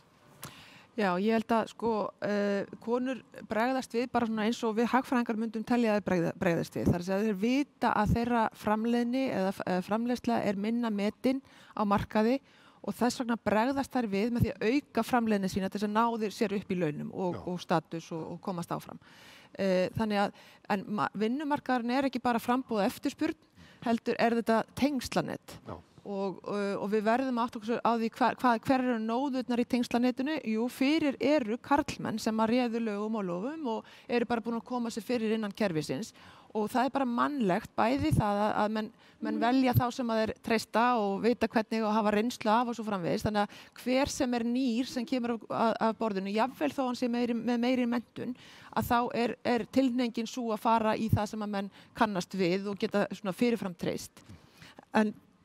En hérna, já, það er það sem að kannski snýra þessu. Svo er þetta með launa, við erum búin að byggja upp mjög fínt kerfi á Íslandi varðandi það að koma konum í stjórnir, en að endingu er þetta líka bara þessi mannlegi þáttur sem er erfitt að breyta til skamms tíma, hann breytist hægt og yfir langan tíma. Það er að við erum með að klafa, það er að segja félagsmótun sem hefur verið byggð á þúsundum ára. Það er að segja að hlutverk konunnar var skilgreint inn á heimilinu og við erum núna bara í brota af heimsögunni erum við að fá að njóta krafta kvenna eins og þær geta lagt okkur til á öllum sviðum mannlífsins.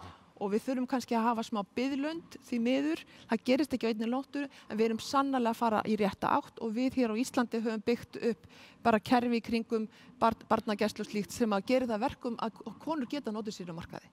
Smá biðlönd en ekki mikil. Já. Það er náttúrulega að grípa til aðgerða, það er fyrir engin biðlund, það er aðgerðir. Aðgerðir, Sonja Eir, Sigurður og Guðrún, bestu þakki fyrir að deila ykkar sín á samfélagið með þessum orðum sem eru að baki. En við förum að skipta gír og það í ljúfan gír.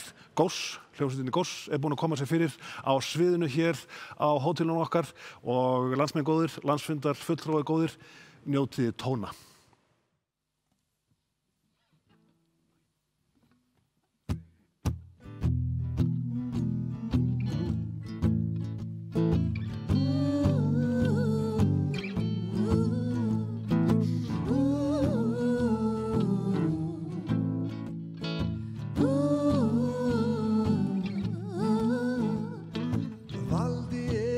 Í úlpunni og treflinum, ekki beint í skýjunum, yfir takinu í bakinu, hann krossbölvar í takt, við kippræður úr gufurati jóvinu.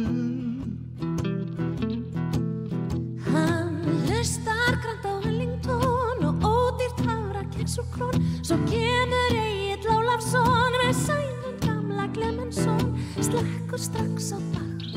Því valda leiðist klassík nema Mendelssohn.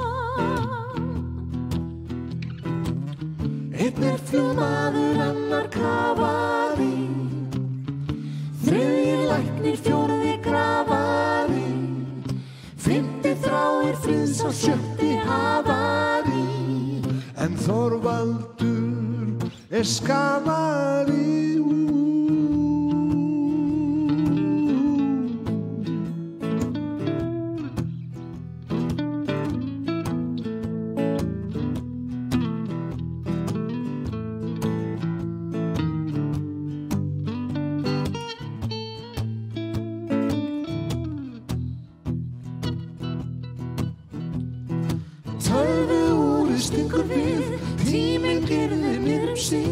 Ósköp hægt og sígandi, einkum fyrir hádegi. Hann kemur loksins heim, gleypir í sig fars og fullt af búðingi. Valdi kveikti sér á kassanum og líka gamla pípustertinum.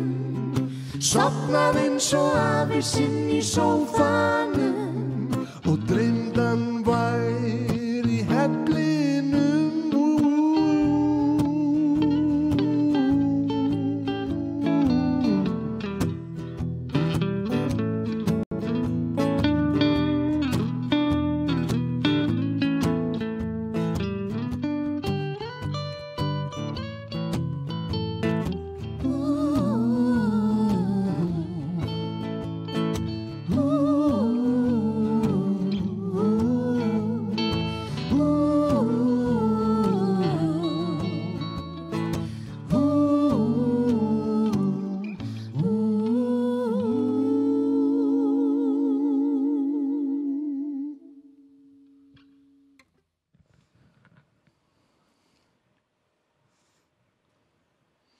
Glæsilegt.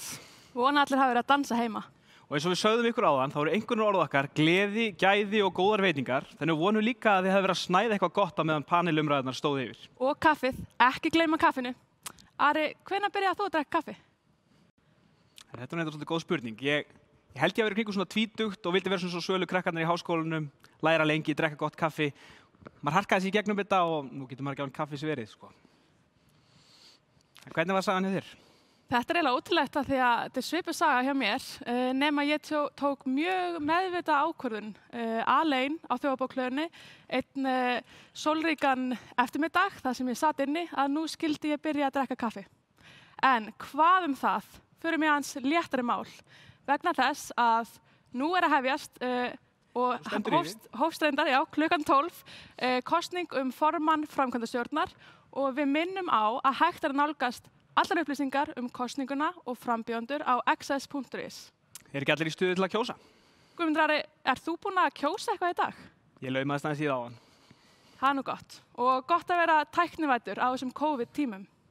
Heldur betur, og það er líka mikilvægt að redda sér. Því eins og við þekkjum öll, þá er skemmtilegasti hluti þess að mæta á landsfund að hitta alla félagana, ræða málin og skella sér jafnvel í smá partí. Já, en þrátt fyrir að við náum ekki að halda stórt partí í ár, þá er mikilvægt að fá að heyra í fjölbreyttum röddum innan Samfylkingarinnar og við ætlum nú að fá myndband frá mjög mikilvægri landshreyfingu. Það er landshreyfingin 60+. Heyrum hvað Sólveig Ásgrímsdóttir, formaður hreyfingarinnar, hefur að segja.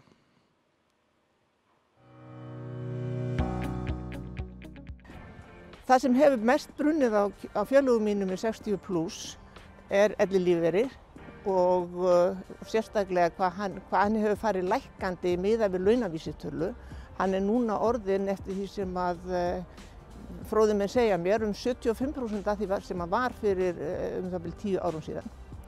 Og þetta gengur ekki. Það er ekki hægt að þessi lífeyri, og það er örorkulífeyri, það gildir samum örorkulífeyri.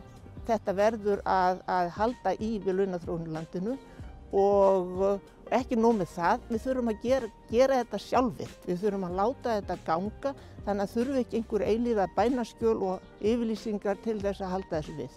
Þetta er mjög, mjög brýnt mál. Það er ekki nóg að hækka lægst ellilífeyri. Það sem þarf líka að gera, það þarf að gæta þess að fólk festist ekki í fátækragildru, þannig að ef það vinnur sér einhverja aura, að það verður ekki jafnóðum tekið af lífeyrinum.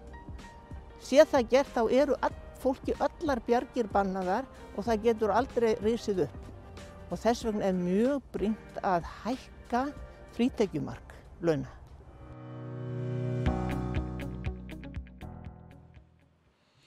Takk fyrir þetta brýna erindi. Við tökum hjartanlega undir þetta. Og við minnum einnig á að kjör til formanns framkvæmdastjórnar stendur enn yfir og hvetjum ykkur til þess að kjósa því þar eru heldur betur sterkir einstaklingar í framboði. En nú ætlum við að fá að heyra frá þingmönnum Samfylkingarinnar störf þeirra niður á þingi. Þingmenn Samfylkingarinnar mæta hingað í panelumræðu að loknu vídeóinnslagi og hvetjum við landsfundagesti til að senda inn spurningar á þau með að senda post á landsfundur@samfylking.is.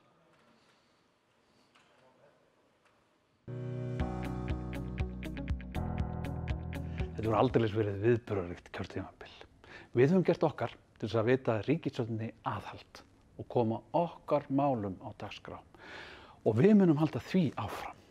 Við til dæmis lögðum fram stórt mál með 49 tillögum hvernig mætti styrkja stöðu barna og ungmenna. Við erum mjög stolt af því. Því máli var vísað til ríkisstjórnar og við erum fullvissum að þarna gáum við nokkrum ráðherrum góðar hugmyndir sem þeir hafa svo hrint í framkvæmd. Þarna inni var til dæmis lenging fæðingarorlofs í 12 mánuði. En við erum líka afskaplega stolt af því að tillögu okkar lögfestingu samnings Sameinuðu þjóðanna réttindi fatlaðs fólks náði fram að ganga og var samþykkt í júní 2019. Áður en að kórónuveiran mætti til okkar var staðan á Suðurnesjunum orðin þung, en síðasta vetur var tillögu okkar samþykkt sem að snýra því að það verði unnin sérstök aðgerðaáætlun hvernig megi efla þjónustu ríkisins við íbúa á Suðurnesjum og mæta mikilli fólksfjölgun á svæðinu. Staðan á Suðurnesjum hefur síðan versnað mjög mikið og hefur mikilvægi þessara aðgerða því aukist gríðarlega. Síðasta áratug hefur innflytjendum fjölgað þó nokkuð og það fólk sem hingað hefur flutt lagt mikið til uppbyggingar samfélagsins eftir síðasta hrun. Við í Samfylkingunni viljum byggja hér upp fjölmenningar samfélag sem byggist á aðlögun okkar allra, en til þess að ná því þurfum við að vanda okkur og vinna vel. Greinilegt er að það eru margir á þingi sammála okkur. Því síðasta vor var innflytjenda til okkar mótun stefnu sem eflir fólk af erlendum uppruna til þátttöku í samfélaginu. Hún var samþykkt. Að okkar tillögu samþykkti Alþingi að fela heilbrigðisráðherra að beita sig fyrir því að þunglyndi eldri borgara yrði sérstaklega rannsakað og umfang þess metið. Þá samþykkti Alþingi skýrslubeiðni okkar stóra úttekt á málefnum eldri borgara. Loks verði ég að nefna stórt grundvallarmál frá okkur sem Alþingi samþykkti loksins, en það var það rétt feðra til að leita til dómstóla vegna rangfeðrunar barna þeirra.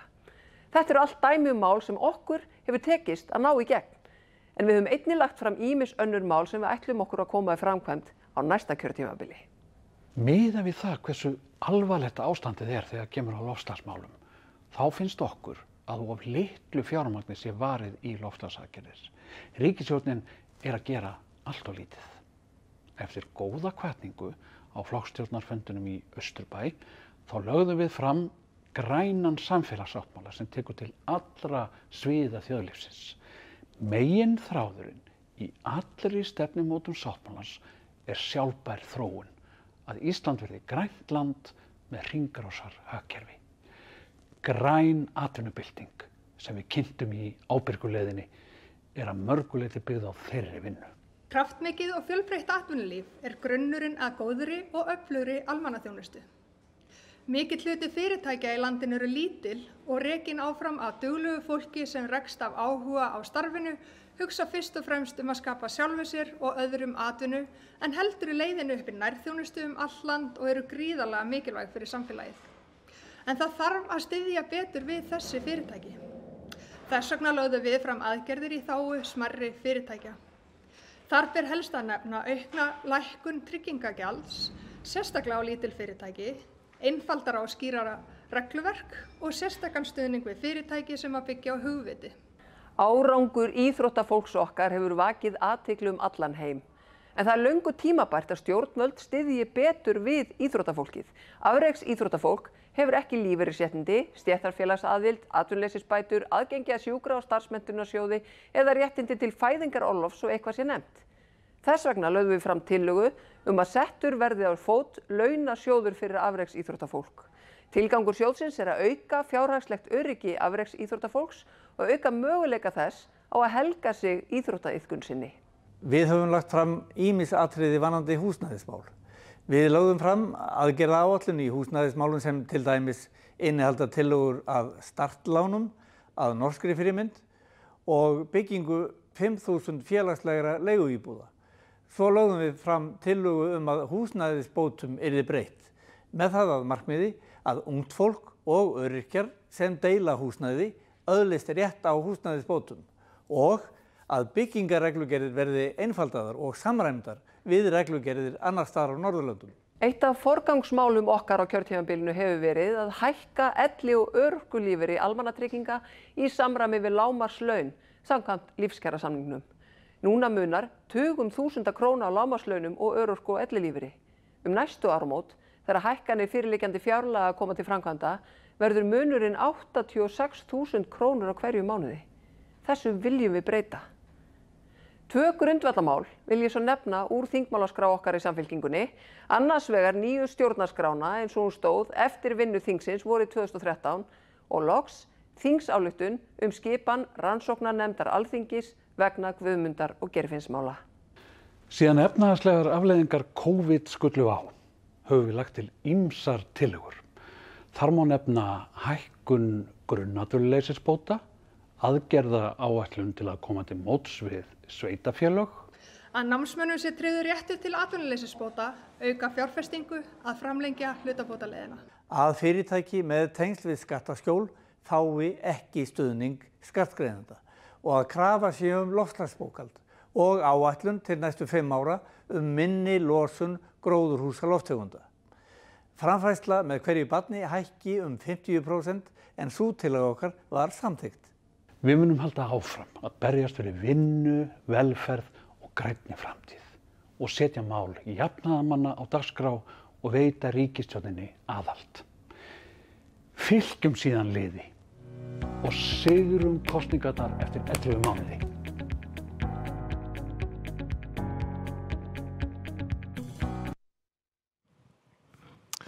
Komið sælir landsfundarfulltrúar á Nýja Leik. Við höldum áfram með stjórnmálaumræðuna á þessum ágæta landsfundi og það margs að spyrja þegar að þingmenn flokksins eru sestir hér hjá mér, Ólafur Ágústsson, Oddný Guðbjörg Harðardóttir og Logi Már Einarsson, formaður flokksins, og til að hamingju með kosningunum, Logi.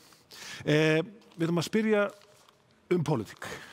Hvert flokkurinn að fara, hvert á hann að fara, hvað á að vera aðalatriði í málflutningi hans og hvað á hann að vera stór. Það kannski fyrsta spurningin. Flokkurinn hefur flakkað víða í prósentum.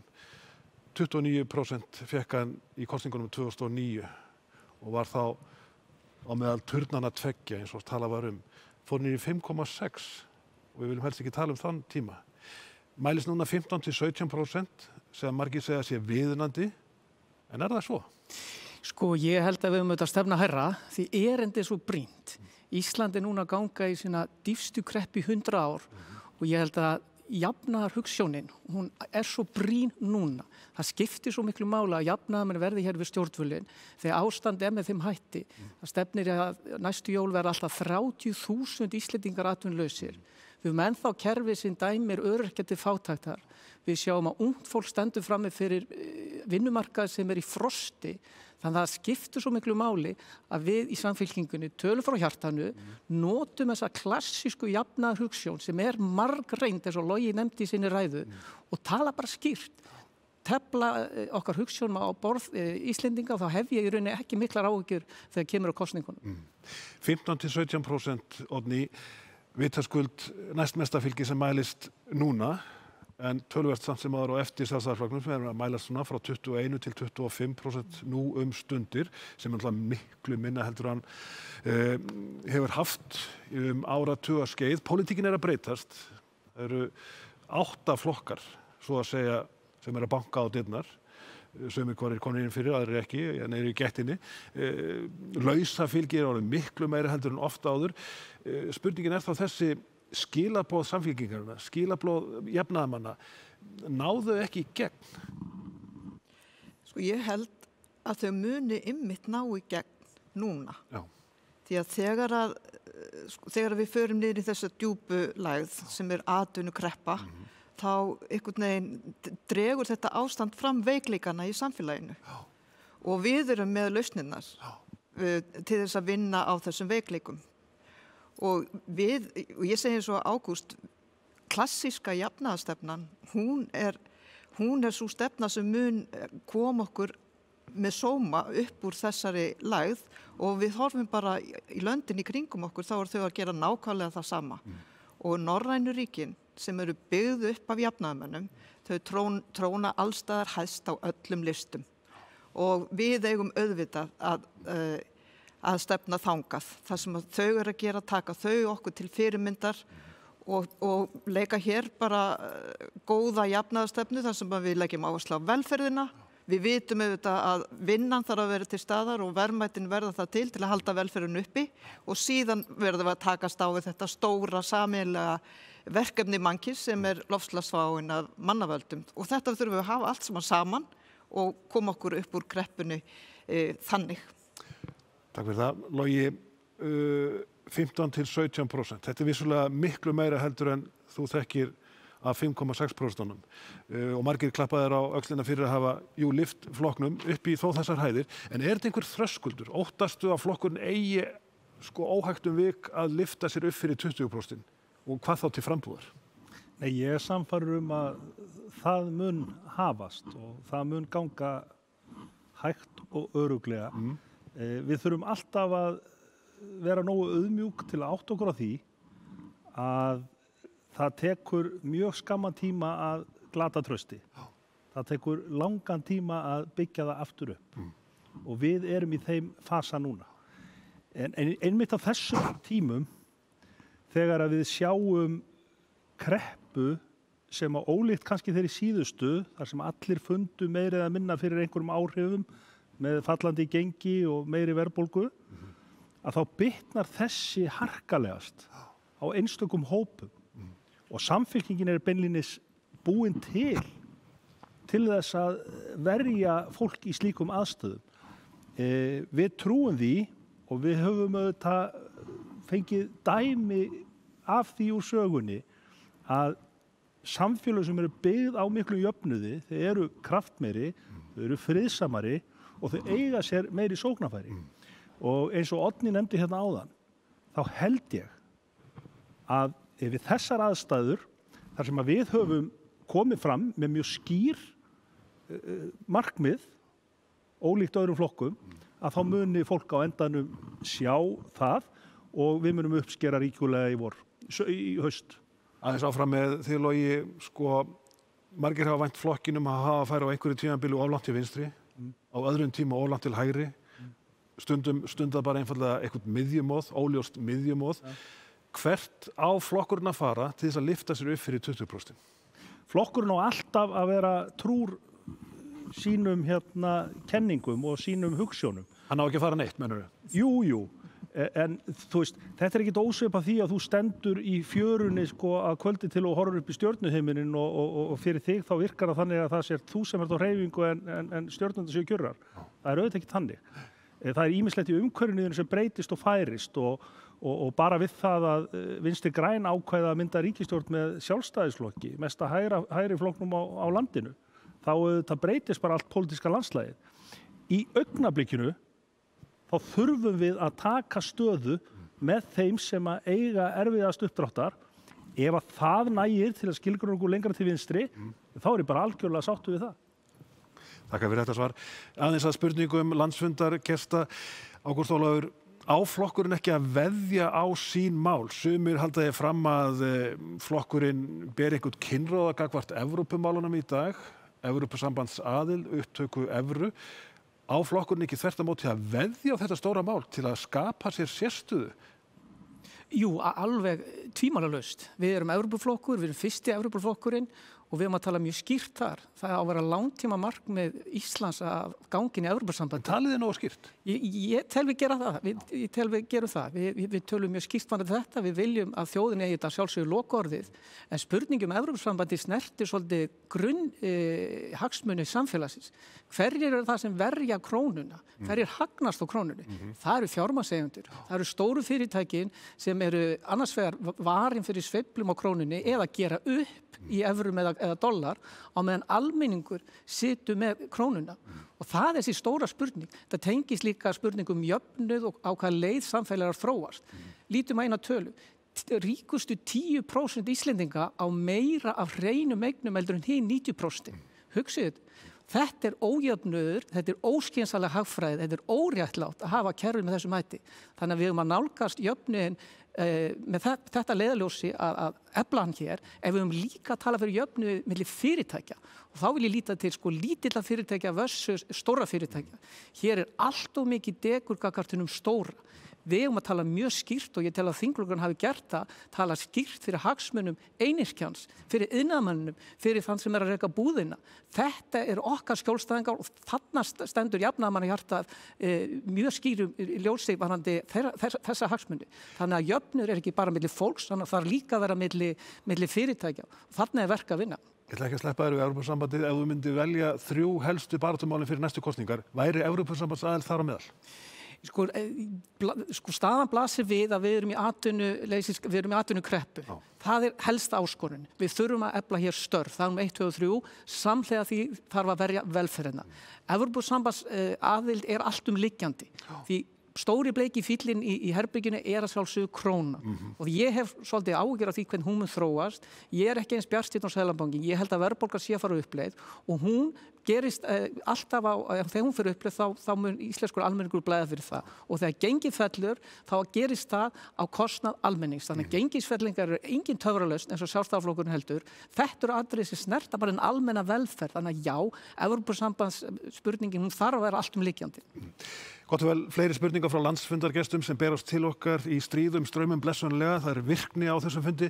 Oddný, þú ert úr Suðurkjördæmi, Logi úr Norðausturkjördæmi, þú ert úr Reykjavíkurkjördæmi.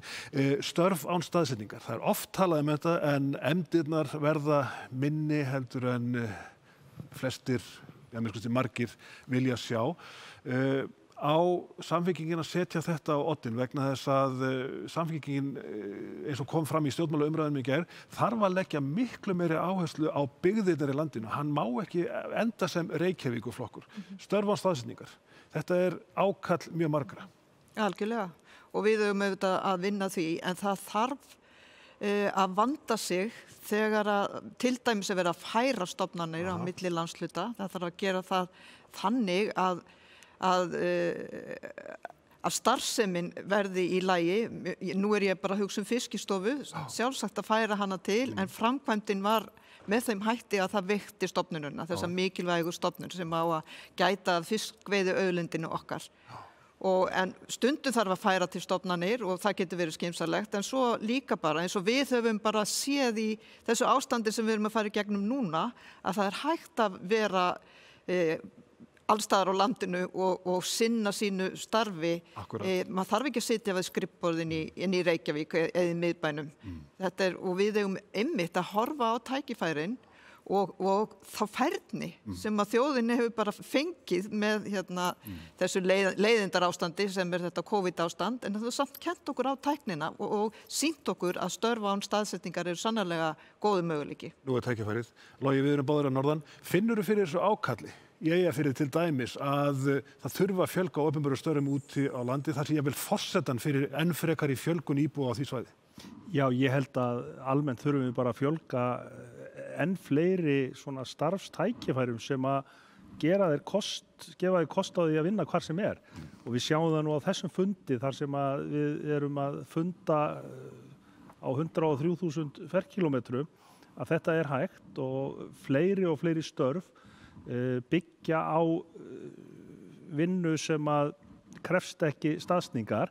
Við þurfum að færa okkur í auknum mæli úr atvinnugreinum sem að byggja á frumframleiðslu í verksmiðjum og meira í greinar sem að krefjast hugvits.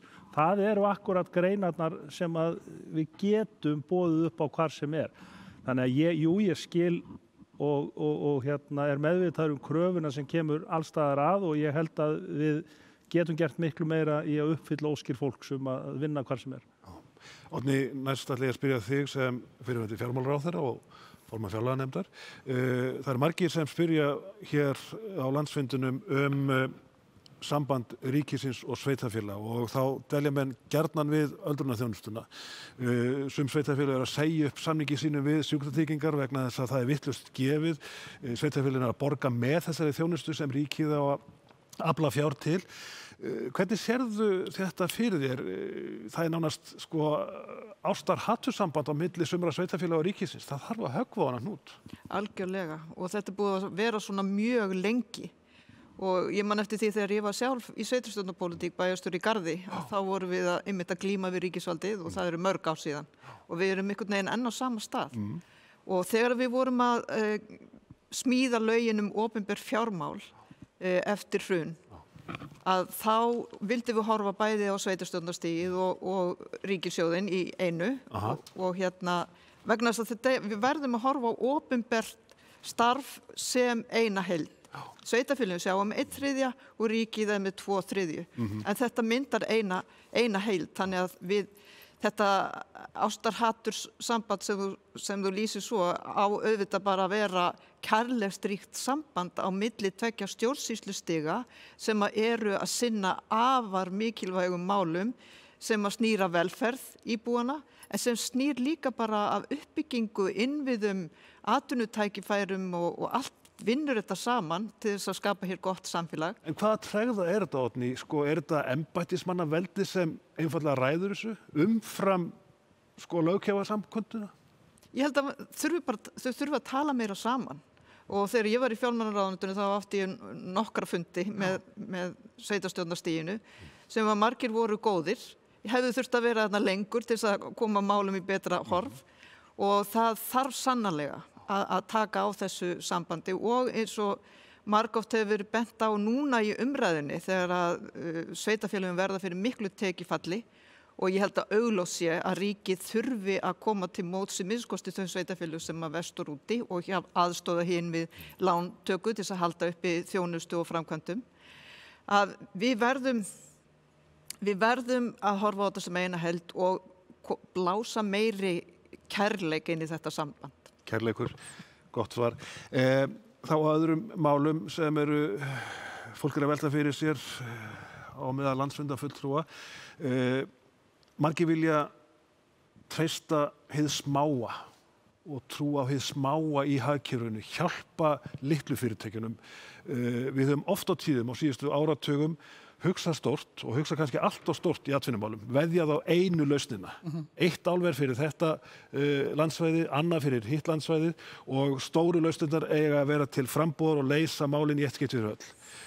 Margir á þessum landsfundi, bæði í umræðinni í gær og í dag, vilja leggja áherslu á það við ykkur að þið færið kærleikshöndina yfir til hins smáa og meðalstóra, sem hryggjast ekki í atvinnulífi Íslendinga, yfir 90% af íslenskum fyrirtækjum eru smá eða meðalstór. Þurfum við að leita í þess átt? Algjörlega. Og þetta svolítið svona munaðarlegs hópur í atvinnulífinu, eins og við gátum áðan. Við þurfum að huga miklu betra að þessu samfélag að þessu litlu og meðalstóru fyrirtækjum. Þarna vera störfin til, þarna vera verðmætin til. Þetta eru fjölbreytileg störf, þetta eru skemmtileg störf. Þannig dreifum við eggjónum víða. Við þurfum að hugsa svolítið út fyrir boxið þegar kemur að atvinnusköpun. Við höfum talað mjög skýrt fyrir því annars vegar að fjölga störfum hjá hinu opinbera sem sárlega vantar, en líka hjá einkageiranum. Og þarna eigum við að veðja á kvikmyndaiðnaðinn og listgreinar og hönnun og tölvuleikjaframleiðslu, veðjum á grænmetisframleiðslu, veðjum á ýmsu sprota sem eru til í samfélaginu, eflum hér nýsköpun, stóreflum tækniþróunarsjóð. Þessi tækifæri blasa alveg við og það sem meira það ástandi í dag út af það svo alvarlegt, þá kallar á fjölbreytilega og skemmtilega og frjóa atvinnustefnu sem nær víða, nær til allra kynja, allra landsvæða og þannig eigum við að nálgast og þannig hefur samfylkingin algjörða sérstöðu, vil ég segja, þegar kemur að umræðum efnahagsmál og atvinnumál og þingi. Við tölum mjög skýrt hvað þetta varðar. Ágúst, af hverju samt ríkisvaldið tiltölulega fjandsamlegt litlum og meðalstórum fyrirtækjum á sama tíma og það að veita afslætti til stóriðju, erlends auðvalds?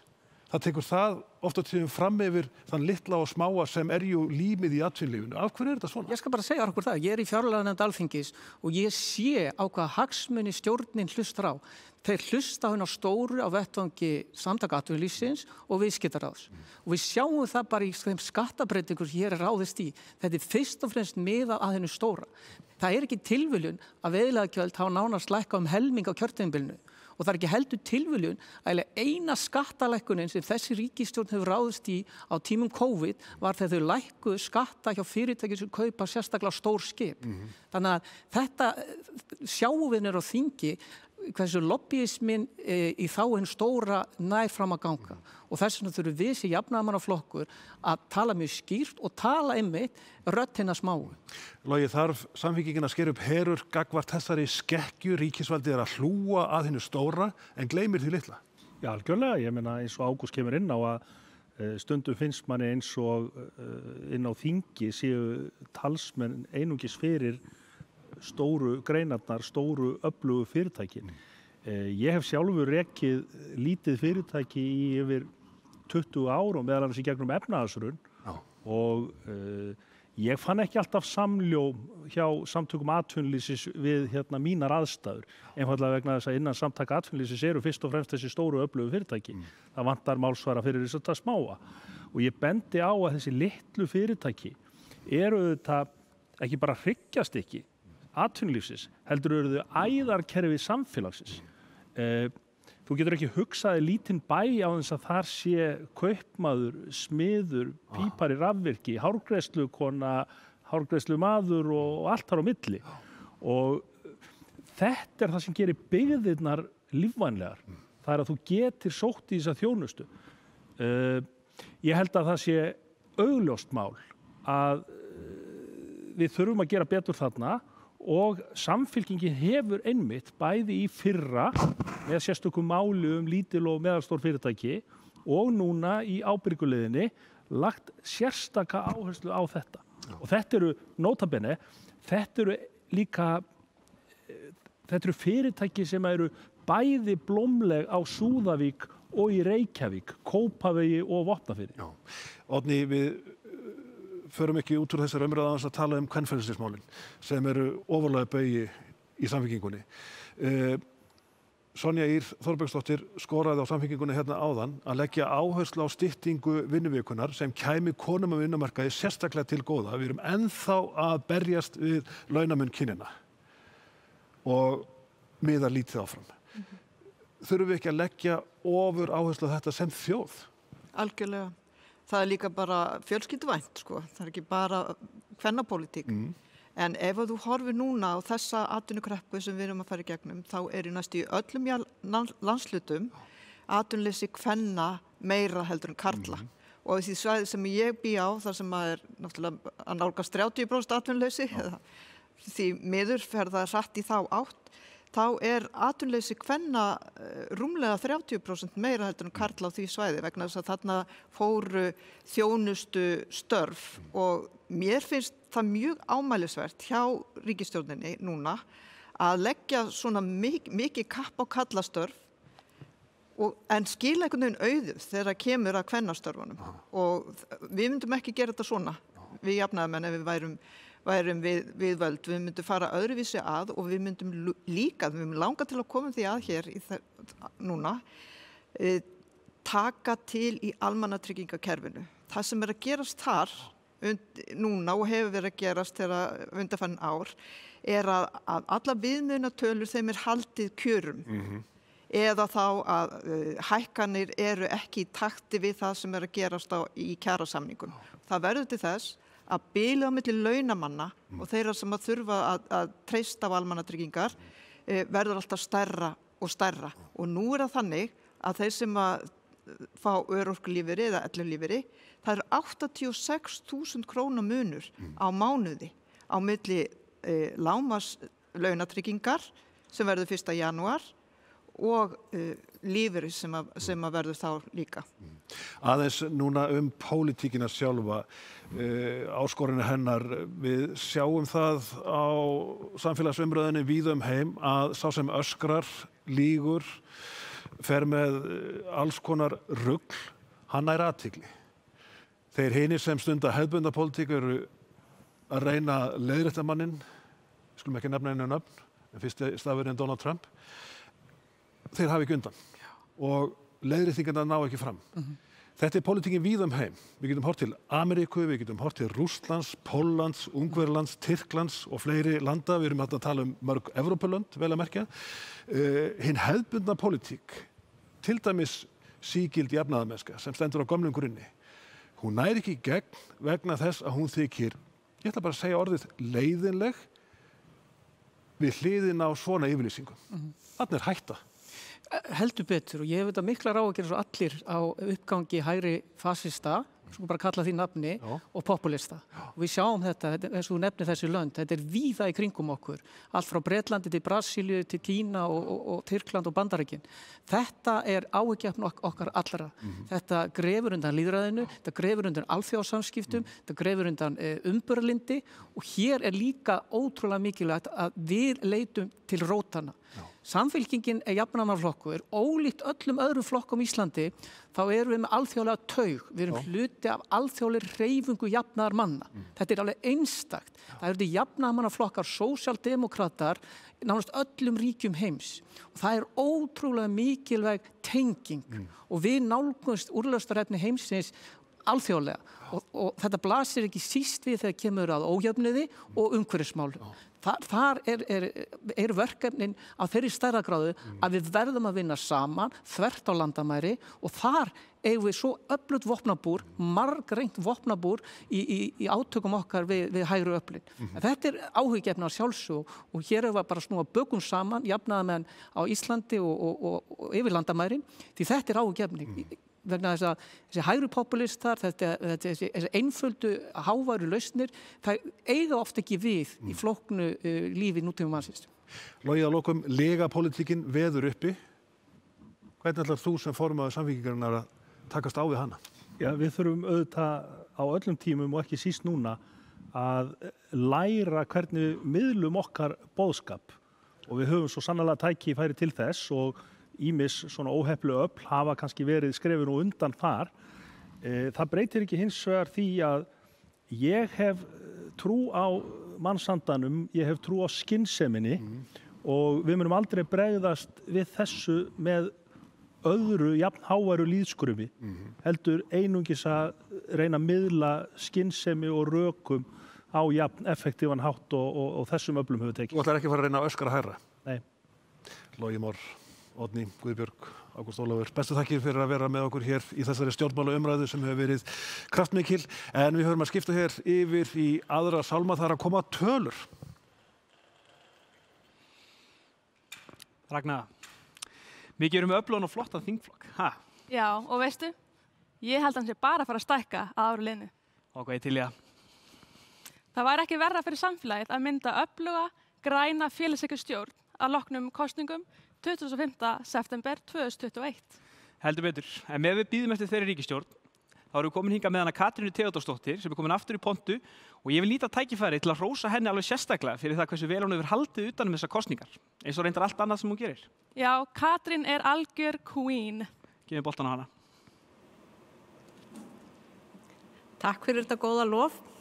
En nú eru komnar tölur og því að nú er nýlokið kosningu formanns framkvæmdastjórnar en í framboði voru Kjartan Valgarðsson og Magnús Árni Skjöld Magnússon og alls hafa 530 greitt atkvæði og 8 skiluðu auðu.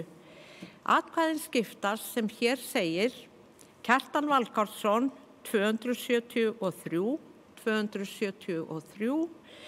Magnús Árni 249. Nú það er þá Kjartan Valgarðsson sem er rétt kjörinn, formaður framkvæmdastjórnar og hann vann þessa kosningu með 51,5% greiddra atkvæða. Takk fyrir. Já, til hamingju með þetta, Kjartan. Það er alveg ótrúlega mikilvægt og óeigingjarnt starf sem framkvæmdastjórn vinnur. En Ragnar, hvað ert þú að gera? Heyrðu, ég er að kjósa. Já, alveg rétt. Kosning til framkvæmdastjórnar var auðvitað hefjast. Heldur betur og ég er einmitt búin að kjósa. Mæli með. Og ég verð að henda mér líka í það að kjósa. En næsta dagskrá er liður sem ég er sjálf mjög spennt fyrir. Það eru nokkrir ungir, framúrskarandi einstaklingar sem ætla að segja okkur og ykkur aðeins frá sinni framtíð sín fyrir Íslands samfélag. Og þetta er engar smá kanónur sem eru hingað komnar, en í panelum sitja Isabel Alejandra Díaz, forseti Stúdentaráðs, Háskóla Íslands, Logi Pétur Stefánsson, tónlistarmaður og Ólafur Kjaran, varaforseti Ungra jafnaðarmanna. Og það er hann Sigmundur Erni, kollegi, sem tekur við. Gjörðu þið svo vel. Takk fyrir þetta og það er margs að spyrja. Takk fyrir að koma. Ungt fólk í dag á Íslandi er eitthvað allt annað heldur en ungt fólk miðbygg eða fyrir síðustu öld. Ég hef stundum tekið dæmi af minni fjölskyldu sem maður þekkir vitaskuld best. Sigmundur afi, nafni minn, var bóndi í Tryggilsvík á ströndu norður þar sem vegurinn endar. Pabbi flutti þaðan til Akureyrar og náði sér þar í konu.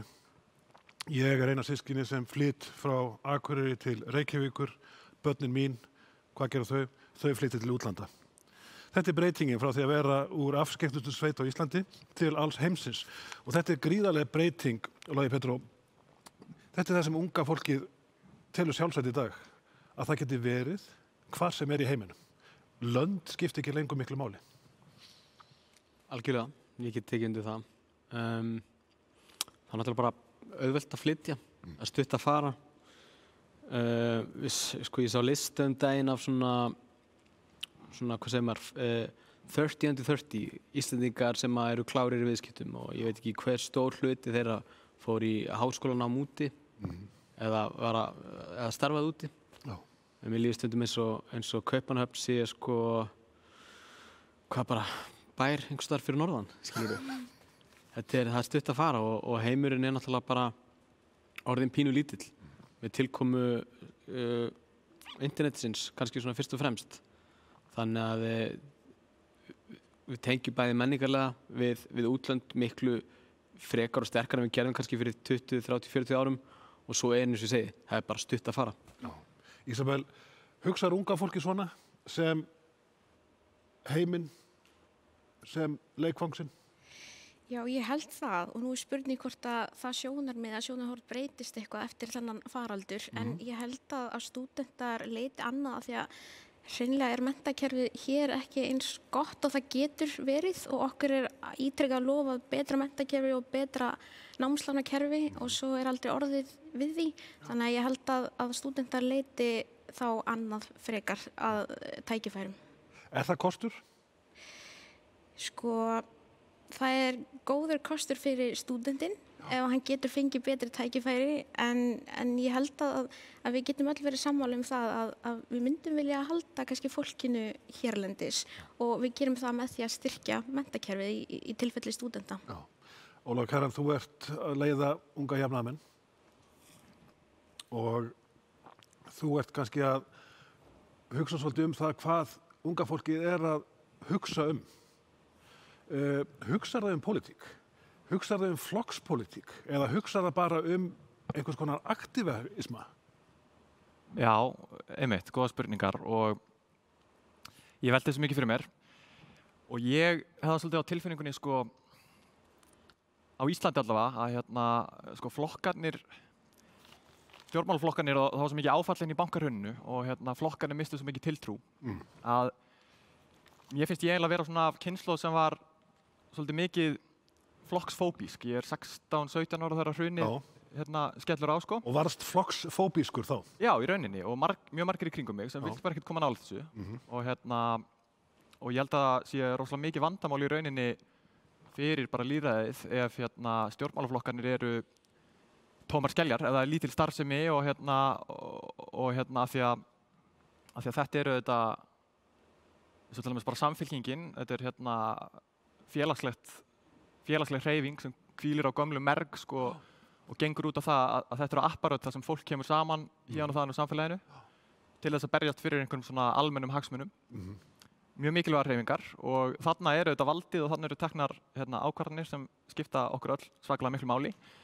En hins vegar, þó ég segist vera flokksfóbískri kynslóð, þá náði ég sjálfur áttum bara nýlega og skráði mig til leik og mjög margir í kringum mig og mér finnst þetta vera að breytast. Ég held líka að það sé að koma upp kynslóð núna sem einhvern veginn finnst eðlilegar og sjálfsagðar að taka þátt og ég segi það bara, ég búin að vera varaforseti ungra jafnaðarmann í 2 mánuði og ég finn bara rosalega mikið áhuga á þáttöku og við erum eitt helsta markmið okkar núna að endurvekja aftur aðildarfélög ungra jafnaðarmanna sem hafa verið til vítt og breytt landið en ekki starfrækt í mörg ár.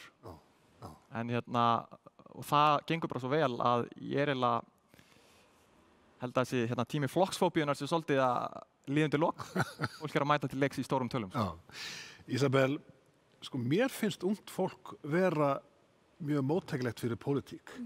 Þá ekkert endilega að tala flokkspólitík, heldur róttækapólitík, umhverfispólitík, jafnréttispólitík, pólitík fyrir því að hafa lönd og þjóðir opnar í frjálsum viðskiptum. Finnur þú fyrir þessu?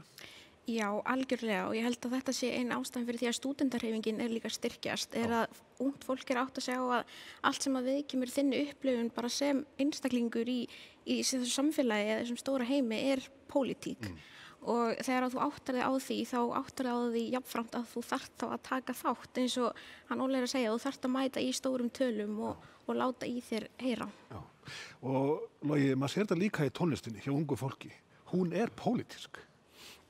Já, algjörlega. Ég held að list sé alltaf pólitísk sama hversu skýr skilabóðin eru.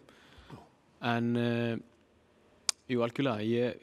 Maður alveg spurt sig, hvort að kerfið sem við lýði á Íslandi hendi ungu fólki. Að spurning, Hvert svarið? Hvort það hendi? Já.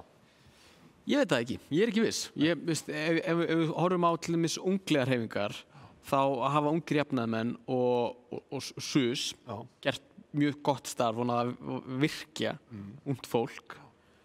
En á sama tíma þá vantar mitt mat það vanti meiri kraft og meira ekki segja blóð en það vantar meiri meira skinn að fólk þurfi að pólitíkin skipti ungt fólk virkilega máli og ég held að þetta kerfi sem við líði á Íslandi sé bara alveg flókið þegar þú ert að kjósa flokka sem eru settið saman af listum þá getur það verið erfitt að finna sinn fulltrúa. Áttu við að pólitíkin hjá mörgum flokkum sé bara of leiðinleg? Já, bara eins og þetta sett upp þá náttúrulega kannski bara flókið fyrir ungt fólk að samsama sig við einhvern eins og Bjarna Ben, skilurðu. Ef þú ert í menntaskóla og brennur fyrir Bjarna Ben sem flokksformanni, þá ertu eitthvað skrítinn, skilurðu. Þannig að ég held að það sé alveg spurning, hvort að kerfi vinnur dálítið erfiðlega með okkur þarna, Já. Ólafur, hvert pólitíkin að fara? Ég man þegar ég var ungur maður, og það fyrir allan nokkrum árum, þá var eðlilegt að vera vinstrimaður. Maður átti að vera upp á móti kerfinu. Maður átti að vera á móti hernum sem þá var ennþá á Miðnesheiði. Þetta var lenskan. Langflestir í mínu menntaskóla voru vinstrisinnaðir. Það voru örfáir til hægri. Hvert sýnist þér svona pólitíkin vera að fara meðal ungs fólks? Svo ég sletta eins hipp og kúl að vera róttækur? Já, ég held að það þykir bara töff en við náttúrulega horfum svo mikið, við erum svo rosalega fylgjum svo rosalega vel með til dæmis því sem að gerast í Ameríku, Bandaríkjunum. Pólitíkin þar, ég meina ungt fólk ef maður skrólar í gegnum tístið hjá sér, Twitter. Já. Það allir bara nákvæmlega með það á hreinu, skilur hvað einhverjir þingmenn að segja þar og fyrir hverju þeir eru að berjast og þar þetta svolítið auðvelt, það svo rosalega augljóst hverjir eru góða liðið og hverjir eru vonda liðið. En ég held að og að vona bara að fólk sé svona smám saman að átta sig betur á því kannski að já, ég vona svolítið að pönkið sé dautt að því leynir til að það sé bara við lítum svo á við þurfum að fokkast í kerfinu. Ég held við þurfum svolítið einmitt bara að mæta inn í það og taka völdin sem við viljum fá. Og ég held við getum gert það. Ég meina, það er okkar tilfinning sem erum ungir jafnaðarmenn í Samfylkingunni að við höfum mikil áhrif á flokkinn. Og ég held að að því sögðu reyndar það þarf að eiga sér stað endurnýjun. Við erum að horfa núna við erum með þingflokk sem er flottur en ég held að þessu öll á frekar þröngu aldurspili milli ekki alveg með á hreinu, þetta sé 45 til 60 ára. Þannig að við þurfum að hrista svolítið upp í hlutunum en mín tilfinning er svo að við séum svolítið að átta okkur á því bara við þurfum að skipuleggja okkur vel og mæta þangað sem þar sem viktin er og valdið. Já, taka þátt. Já, algjörlega. Ísabel, auðvitað hafa margir horft á það hneykslunargernir þar sem tveir gamlir menn takast á í bandarísku kosningunum, báðir á 8 ára aldri, 74 og 77 ára. Þetta er svo mynd sem hefur teiknast upp á pólitíkina á síðustu dögum og vikum og fólk spyr sig, býtu, er þetta það sem er í boði? Samt sem áður sjáum við víða heim að ungt fólk er að sækja fram til æðstu metorða. Við getum nefnt Nýja-Sjáland, við getum nefnt Finnland, við getum nefnt fjöldamörg önnur dæmi þar sem til dæmis ungar konur í framvarðarsveitinni. Danmörk líka, Mette Frederiksen er það glæsilegt dæmi. Það ákveðin breyting að þessu leyti að yngra fólk að sækja fram til æðstu metorða. Já, sko, í mínu tilfelli, ég ætla að leyfa mér að segja að lykillinn sé oft róttækni og ég held að fólk hafi í gegnum árin verið mjög hrætt við að segja bara orðið róttækni og það svona mín upplifun þetta kannski stúdentapólitík en svo leið og þú tekur eftir því að það sé lykillinn þá fer einhvern veginn alltaf rúlla og eins og Óli segir að vera svolítið óhræddur við að bara að koma fram og segja sínar skoðanir og ég held að ungt fólk sé þá að fara þá leið og það það sem við erum að sjá gerast og við held ég líka séum einmitt svo lítið leið á því kerfi sem til staðar og viljum breyta til hins betra því við viljum réttlátara samfélag og samfélag sem tekur mið af öllum og í þágu allra. Já, en sko, mér langar aðeins að halda áfram með þetta. Kerfið eins og það blasir við okkur, það kannski fyrst og fremst að sinna eldra fólki en þið eru og mér langar að taka til dæmis eitt dæmi. Atvinnuþátttaka nemenda á Íslandi sennilega með því hæsta í heimi. Nánast allir nemendur í framhaldsskólum og háskólum eru með vinnu, misjafnlega mikla, en þurfa það til að bara einfaldlega fleyta sig fram. Þarna hlustar ríkisvaldið eða pólitíkin ekkert á ungt fólk? Nei, eins og þú bendir réttlega á þá samkvæmt nýjustu tölum frá Eurostudent Ísland bara fremst í flokki og eru 72% stúdenta sem að vinna samhliða námi og þetta alveg rétt að við höfum frá því að til dæmis bara kórónuveirufaraldurinn hófst verið með mjög skýra kröfur til dæmis atvinnuleysisbætur fyrir stúdenta en það hefur ekki verið hlustað á okkur og við mætt ítrekað lokuðum dyrum og aðgerðir stjórnvalda núna hafa sem eru sagðar verið þá í stúdenta hafa í rauninni verið bara fyrir fólk sem að koma af vinnumarkaði og í nám sem auðvitað bara mjög gott og við í Háskóla Íslands erum mjög til í að taka á móti öllu þessu fólki en einmitt sko núverandi og eldri stúdentar gleymast og þetta auðvitað bara í takt við megin áherslu stjórnvalda að menntun sé leiðin út úr kreppunni en til þess að það sé hægt þá þarf samspil margra þátta og við teljum það ekki vera að ganga upp. Þetta akkurat þversögn. Stjórnmálin eru eilíflega að tala það að menntunin sé lausnin á framtíðarmálum hverjar þjóðar en á sama tíma ekkert komið til móts við námsmenn. Álegið á þá fyrir vikið gríðarlega mikið þetta bæði að sinna vinnu, jafnvel fullri vinnu og námi. Já, það þannig og við furðum okkur mjög á þessu af því að við erum, eins og ég segi, með mjög réttmætar kröfur og með kröfunum höfum við líka verið að leggja fram tillögur þannig að þetta ekki einantómt og við höfum verið núna að beita okkur fyrir þessu í meira en hálft ár og það enn ekki hlustað og allar aðgerðir og öll úrræði eru miðuð að einhvern veginn öllum öðrum en núverandi stúdentum. Já. Tölum þá kannski aðeins húsnæðismálin og ég maður þegar ég var að koma mér út á húsnæðismarkaðinn, ég átti á að giska auðvelt með það þó ég var ekkert með sérstaklega há laun sem blaðamaður á þeim tíma. Nú sjáum við breytta mynd. Ungt fólk í ærikari mæli heima hjá sér, ekki bara fram á 30-aldurinn, jafnvel fram á 40-aldurinn. Svona í kringum þig, hver umræðan húsnæðismál? Finnst fólki þetta vera ófær vegur? Já, að miklu leyti. Ég alin upp í miðbænum og þar sjáum við alveg mikla breytingar. Við sjáum eiginlega fjölskyldulega hverfa eða frá sumum götum. Ég eiginlega búið í kringum Grettisgötu alla mín ævi og ég man að maður fann fyrir því þegar fjölskyldunar byrjaði að hverfa. Af því að húsin voru bara einfaldlega allt of dýr í verði? Já, það voru of dýrt að búa þar. Ég þetta bara mitt svona nánasta fólk í kringum mig og mitt samstagsfólk, við höfum verið bara heppin og fengið að starfa í listum og verið vinsamleg tónlistarmenn og svoleiðis, þannig við höfum svo sem sjálf ekki átt erfitt með að kaupa íbúðir en ég ætla alls ekki að fara að gera lítið úr því hversu erfitt ástandið en held að svo Óli geti sko snertaldið á þessu með sína þekkingu sko. Sko, ungt fólk í dag sem eru farið á leigumarkaðinn Ólafur, það kannski að borga 200.000 krónur fyrir 50 fermetri íbúð. Þetta fulli mikið lagt. Við erum sem sé ekki sem þjóð að koma neitt sérstaklega vel til móts við ungt fólk sem að koma út á húsnæðismarkaðinn eða hvað? Nei, ég held að það sé alveg rétt og ég vil ekki valda lofa vonbrigðum. Ég hef enga sérstaka þekkingu á þessu en Þú heyrir hvað fólki í kringu þeir að tala um? Já, og það sem þú segir alveg rétt. En ég svona vona svolítið að þetta standi til bóta. Sko til dæmis vorum að ræða stúdentana.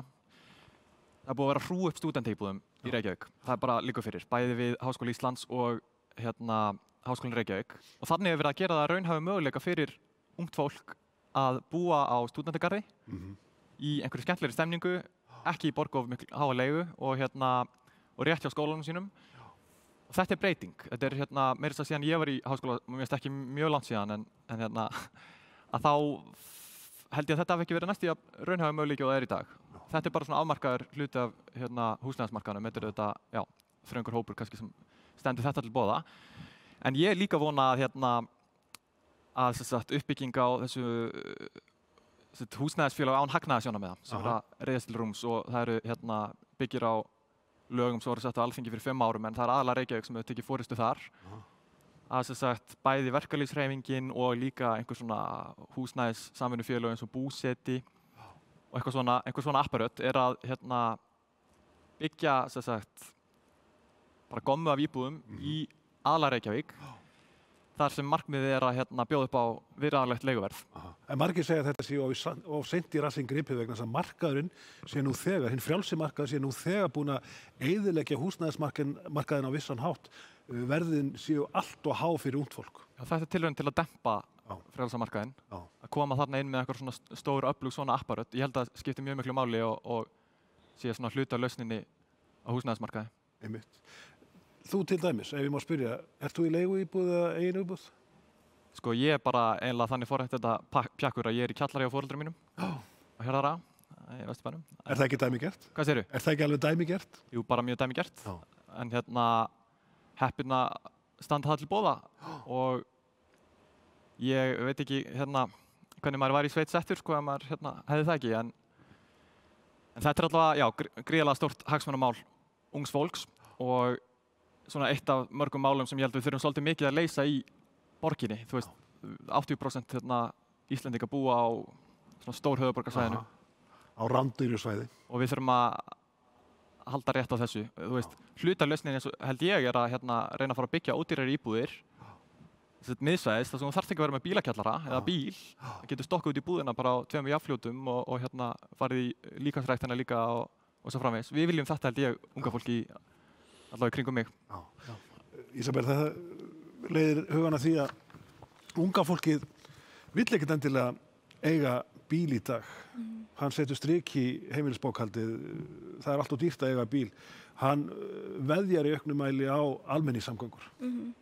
Já, og sko, við höfum verið að tala núna að Draumasýn stúdenta hefur verið sjálfbært háskólasamfélag og höfum verið núna að bíða í rúmt ár eða meira eftir svokallum U-passa sem er þá svona almenningssamgöngupassi fyrir stúdenta á viðráðanlegu verði, bara mjög góðu verði og stúdentar bíða bara fullir tilhlökkunar eftir þessu af því að við viljum sjá sko, þéttari byggð, við viljum matvöruverslun á háskólasvæði, við viljum að öll þessi þjónusta sé í nær umhverfinu og það er bara auðséð að ef að það er byggt svoleiðis þá þurfum við ekki á bílnum að halda. Áttu bíl? Ég á vissulega bíl, já. En þú, Logi? Já, ég á bíl sko. Ég hins vegar mikla trú á því á þessar stefnum sem borgin hefur sett sér. Og að því ég var að tala þess aðan Grettisgötu og svona hvernig ástandið hefur breyst sko þar. En ég vil líka bara árétta það, ég held að borgin sé að fara rétta leið að byggja þétt með að leggja áherslu á almenningssamgöngur. Ég á bíl, á mínu heimili er 1 bíl. Það er að því að við erum með barn á leikskólaaldri og það auðveldar okkur mikið. Ef ég er bara orðinn mjög spenntur fyrir borgarlínu. Ég er mjög spenntur fyrir öllum þróunum sem eiga sér stað í svona samgöngumálum. Ég er orðinn mjög spenntur fyrir orkuskiptum þótt að það sé ekki lausn kannski á samgöngumálum. Borgarlína. Þetta er fyrirbæri sem að ég held að allir sem hafa búið í útlöndum og hafa búið við einhvers konar almenningssamgöngur sem eru virkilega öflugar. Sjálfur bjó í Berlín. Þetta er eitthvað sem ég er orðinn mjög spenntur fyrir. Ég hef mikla trú að þetta muni líka sameina borgina ef að vel að þessu staðið. Heyrur á umræðinni í kringum þig að fólk er á því að borgarlínan eigi að verða veruleika? Já. Er unga fólki að tala í þá veru? Algjörlega. Ég held að allt svona niðurtal borgarlínuna sé hálf grínlegt, sko. Borgarlínan er eitt af þessum tólum sem Reykjavík þarf að vera með í verkfærakassanum til þess að verða alvöru borg, sko. Það er spurningin til þín, það blessunlega eru margir á landsfundunum að láta mig fá spurningar og er það vel. Logi, spurningin til þín, hvernig hefur ungt listafólk það í koronaveirunni? Er ekkert að gera? Það er ekkert að gera, sko. Það er eiginlega ótrúlegt. Það var náttúrulega stofnaður félag sjálfstæðsstarfandi tónlistarmanna sem að fór í svona mikla baráttu og hefur verið í samtali við menntamála og menningarmálaráðherra og það hefur bara gengið vel. Það er að verða til einhver úrræði. Ástandið er ótrúlegt, sko. Ég held einmitt að það hafi kannski dálítið svona týnst í allir umræðu listamenn, þessir ungu tónlistamenn sem hafa kannski verið að fá sína helstu tekjur af menntaskólaböllum, af því að það er svona flokkur sem er, sko, hann er stór, hann gleymist eiginlega í allri umræðu tónlistamenn á Íslandi, að þetta eru hópur sem er mjög sterkur hjá krökkur sem er kannski 12 til 20 ára, sko. Og þessi hópur verður fyrir rosalegu tekjufalli. Og ég vona að þessi hópur finni sig í þessum úrræðum, en á sama tíma þá er þetta oft kannski einstaklingar sem eru ekki meðvitaðir sín úrræðu og fara kannski bara að gera eitthvað annað. Ég veit nokkra tónlistamenn sem fóru bara út á land í sko að landa. Já, og hafa kannski engin réttindi, hafa ekki áunnið sér nein réttindi. Hvernig er andrúmsloftið innan þessa hóps? Er vonleysi? Það er algjört vonleysi, sko. En á sama tíma þá einhvern veginn ástandið er svo fordæmalist eins og sagt er. Þetta er stríð, sko. Þetta er algjört stríð við þennan vírus og það er komin alveg, maður finnur að komin mikil þreyta í ungt fólk og þessi tónlistamenn sem að missa tekjurnar, það komin mikil þreyta í þá líka, sko.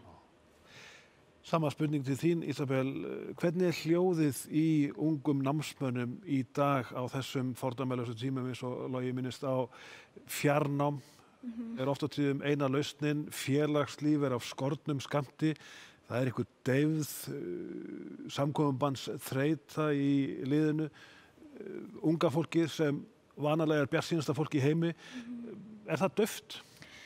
Þetta ástandi er vissulega að leggjast mjög þungt á stúdenta og við í stúdentaráði framkvæmdum könnun á líðan og stöðu þeirra bara í námi og þetta voru mjög sláandi tölur. Það er fólk sem er að flosna upp úr námi, fólki líður mjög illa og þetta er álag sem er að hafa áhrif á námsframvindu þeirra og þess vegna höfum við núna í einhverja 2 vikur núna síðastliðnar verið að berjast fyrir því að þessi komið til móts við stúdenta bara innan háskólana, sko. Af hverju er margt fólk að flosna upp úr námi? Í fyrsta lagi þá hentar fjarnám ekki öllum. Það er bara svoleiðis og auðvitað er alveg einhver hluti sem er sáttur við þetta og getur svona unnið á sínum eigin tíma. En ég held að þessi félagslegi þáttur eins og þú segir sé lykilatriði og kann að vera sá þáttur sem einkennir háskólagöngu stúdents og það eru þetta með aðsókn líka í háskóla núna sem því að það eru mjög margir nýnemar og þetta er fólk sem hefur aldrei upplifað háskólagöngu til að byrja með og skilur því ekki sko, hvort að þessi upplifun núna sé eigi að vera svona eða hvort að þetta sé álag tengt kórónuveirufaraldrinum. Þannig að þetta er rosa mikið bara púsluspil held ég fyrir stúdenta og ofan á það þá eru þetta áhyggjur stöðu þeirra á atvinnumarkaðinum sem að er bara mjög skiljanlegt og mjög, mér þykir það mjög erfitt að stúdentar séu búin að vera að standa í þessu núna í svo langan tíma og það hefur ekkert breyst, það eru engar langtíma lausnir og allt sem við höfum verið að krefjast innan háskólans, varðandi skólahald og námsmat, prófahald, það hefur í rauninni ekki orðið við því heldur, þannig að það er eins og stjórnvöld geri allt öfugt við það sem að stúdentar eru að óska eftir. Ólafur, ég sagði áðan að unga fólki væri alla jafna það bjartsýnasta í heimi. Finnurðu depurð hjá unga fólkinu í dag út af þessu ástandi? Hefur það slegið það út af laginu? Sko ég er bjartsýnismaður, en fólk hefur auðvitað miklar áhyggjur og við höfum miklar áhyggjur af því í ungum jafnaðarmönnum að það eru 20.000 mann sem eru atvinnulaus á Íslandi í dag og þar eru 10.000 mann sem eru á aldrinum 18–35 ára. Það er aldur okkar félagsmanna. Og við höfum reynt að vekja athygli á þessu og þetta er bara hrikalega mikill skellur að missa vinnuna. Fólk á þessum aldri, það geti ekki allir búið í kjallaranum hjá foreldrum sínum sko. Það var ekki jafn miklar eignir og fólki í öðrum aldurshópum sem er svona einhverju varasjóðir til að sækja í. Það er í viðkvæmustu stöðun á vinnumarkaði og virðist vera núna fyrsta fólki til að missa vinnuna. Og sko staðin er gjörbreytt auðvitað frá því að áður en að atvinnuleysi fór að blása svona mikið upp. Nú eru líka, þegar þú missir vinnuna, þá hefur ekki sömu væntingar að geta fengið vinnu aftur, kannski eftir bara nokkra mánuði. Þess vegna finnst okkur eiginlega alveg bara fráleitt að það sé ekki til dæmis bara búið að hækka atvinnuleysistryggingar, bætur þeirra. Þetta er búið að vera krafa nummer 1 og 3 hjá verkalýðshreyfingunni og Samfylkingin hefur talað mjög skýrt fyrir þessu. En þetta er ekki stóri peningar í stóra samhenginu. Það var, ég held að til að mæta kröfum verkalýðshreyfingarinnar að hækka þessar grunnbætur atvinnuleysistrygginga, það verið að tala um að það væri kannski 5 milljarðar á ársgrundvelli. Það er helmingurinn af því sem er búið að setja til stórfyrirtækja fyrir að segja upp fólki í þessa svokölluðu uppsagnarstyrki. Maður er bara mjög hissa á þessu, á þessari forgangsröðun og þú veist, við eigum núna að bara í nafni samstöðu að hlaupindi bagga með þessu fólki sem eru að missa vinnuna núna og þarna erum við, eins og við erum að vekja athygli á, að tala um að verulega leyti ungt fólk. Við förum að fá nýjar tölur hérna eftir andartak, en fyrst sama spurningin á þau 3 frá mér. Hvaða skilaboð viljið þið senda flokksforystu Samfylkingarinnar á þessum landsfundi frá ykkar sjónarhóli, hvað á að leggja áherslu á? Vegna þess að ég heyrði á ykkur að það er ekki hlusta nóg á unga fólkið í húsnæðismálum, í menntamálum, í fjölmörgum öðrum málum. Við getum nefnt skattbyrðina ungt fólk sem er að koma sér fyrir heimili, er að fæða börn, það eru sko lúxusálögur á til dæmis tíðavörur fyrir konur, fólk sem er eignast börn, kaupa barnavagna og svo framvegis.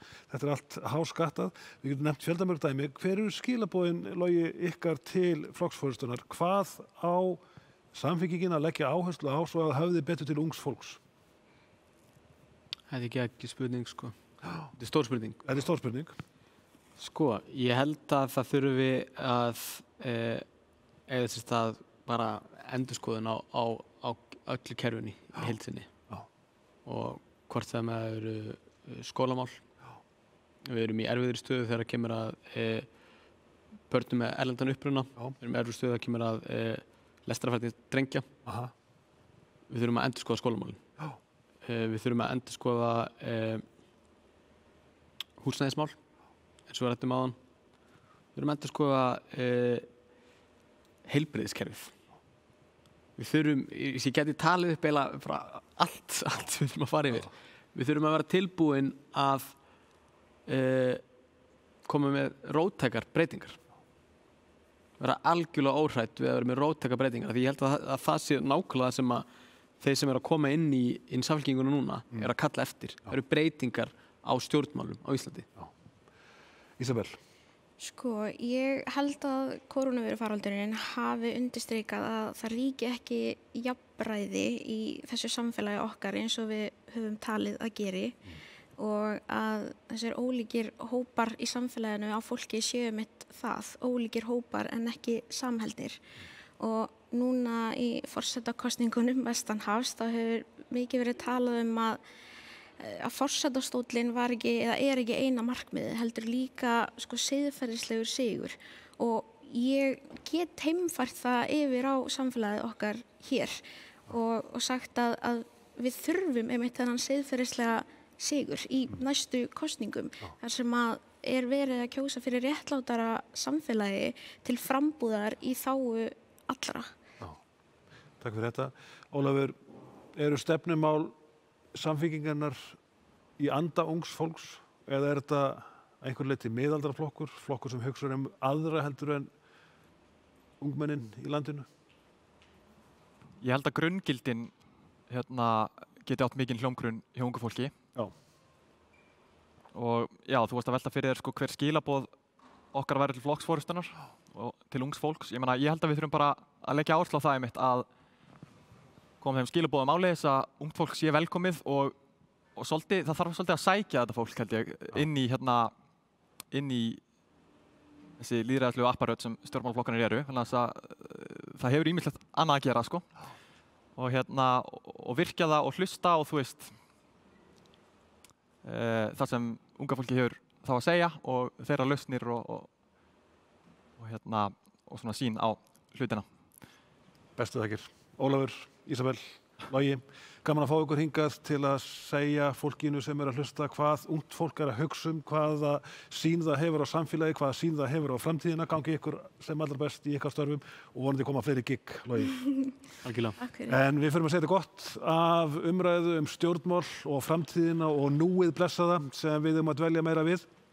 En við skulum skipta yfir á háborðið ef háborð skildi kalla, við að fá tölur. Takk fyrir þetta. Þetta var frábær panel. Heldur betur og við erum gífurlega þakklátt fyrir þetta unga hugsjónafólk hafi komið hérna til að deila sín sinni með okkur og ég veit að öll flokksforystan var að fylgjast með og allir flokksmenn en að vonandi að þetta hafi raunverulegar áhrif inn í flokkin.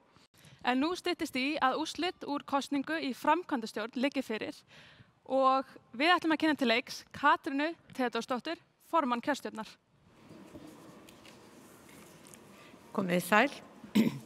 Þá erum við komin að lokum þessara kosninga en nú liggja fyrir úrslit í kosningu til framkvæmdastjórnar og ég mun byrja á því að lesa upp nöfnin, fyrst þeirra sem að náðu kjöri sem aðalmenn í framkvæmdastjórn og síðan þá sem að náðu kjöri sem varamenn og röðunin fer eftir atkvæðavægi, eftir atkvæðamagni. Og ég byrja á, það er fyrst að telja, það er Hildur Þórisdóttir sem aðalmenn, það er Magnús Árni Skjöld Magnússon, það er Jóhanna Vigdís Guðmundsdóttir, það er María Hjálmarsdóttir, Ellen Kalmon og Valgarður Lyngdal Jónsson. En til vara að þá er það Hörður Jóð Oddfríðarsson, það er Hildur Rós Guðbjargardóttir, það er Guðni Rúnar Jónasson, Guðni Birna Guðmundsdóttir, Helena Mjöll Jóhannsdóttir og Kikka K.M. Sigurðardóttir. Og að lokum langar mig til að fá að þakka félögum mínum í kosningastjórn, þeim Jónasi Torfasyni og Bergþóru Sigmundsdóttur fyrir alveg frábæra samvinnu. Takk. Til hamingju öllsömmul með þetta. Þetta er ekkert smá flottur hópur. Heldur betur. Innilega til hamingju, en það fyrir senn að líða lokum hjá okkur hér og nú er komið að síðustu kosningum landsfundar. Já, þetta er búið að vera ótrúlega dagur og mikið af kosningum, en ég er eiginlega strax farin að sakna þeirra. Já, ég tek undir það og það eru heil 2 ár í næstu sambærilega kosningar, en kosning í flokkstjórn, verkalýðsmálaráð og til formanns laganefndar er hafin. Endilega takið þátt í þeim, því sem heima sitjið og fullnýtið kosningaréttin. Niðurstöður þessara kosninga verða birtar síðar í dag á heimasíðu flokksins og við hvetjum ykkur til að fylgjast með þar. Það er því komið að lokum útsendingarnar í dag en við munum endana á að hlýða á ljúfa tóna frá Gós. Við þökkum kærlega fyrir samfylgdina og vonum að þið sem sitjið heima hafi haft gagn og gaman af. Takk fyrir.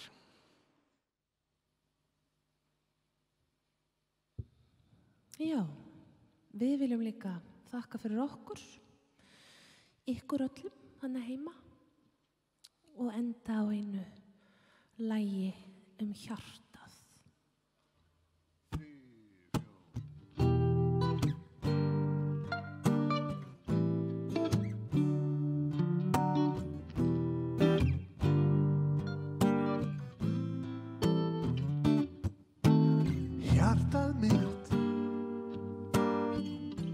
Þú veist að ég ævintýr og þú mátt alltaf þarnast mín á meðan ævisólin skín.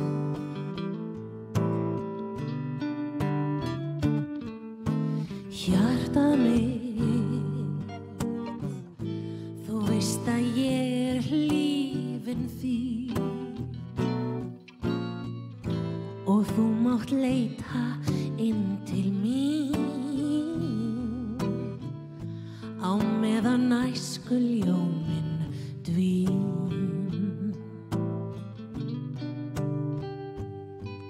Ég hugsa þig hvern morgun og ég hugsa þig hvert kvöld. Ég hugsa þig þegar nóttin fellur á og ég vona að þú verðir mér hjá.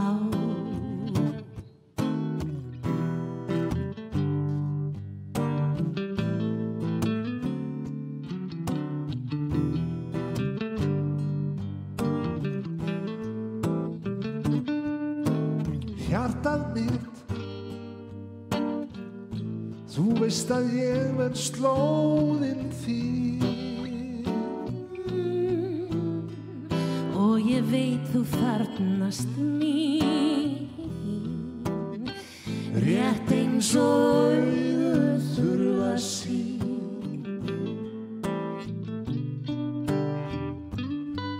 Ég hugsa þig hvern morgun og ég hugsa þig hvert kvöld. Ég hugsa þig þegar nóttin fellur á og ég vona að þú verðir mér ætíð hjá.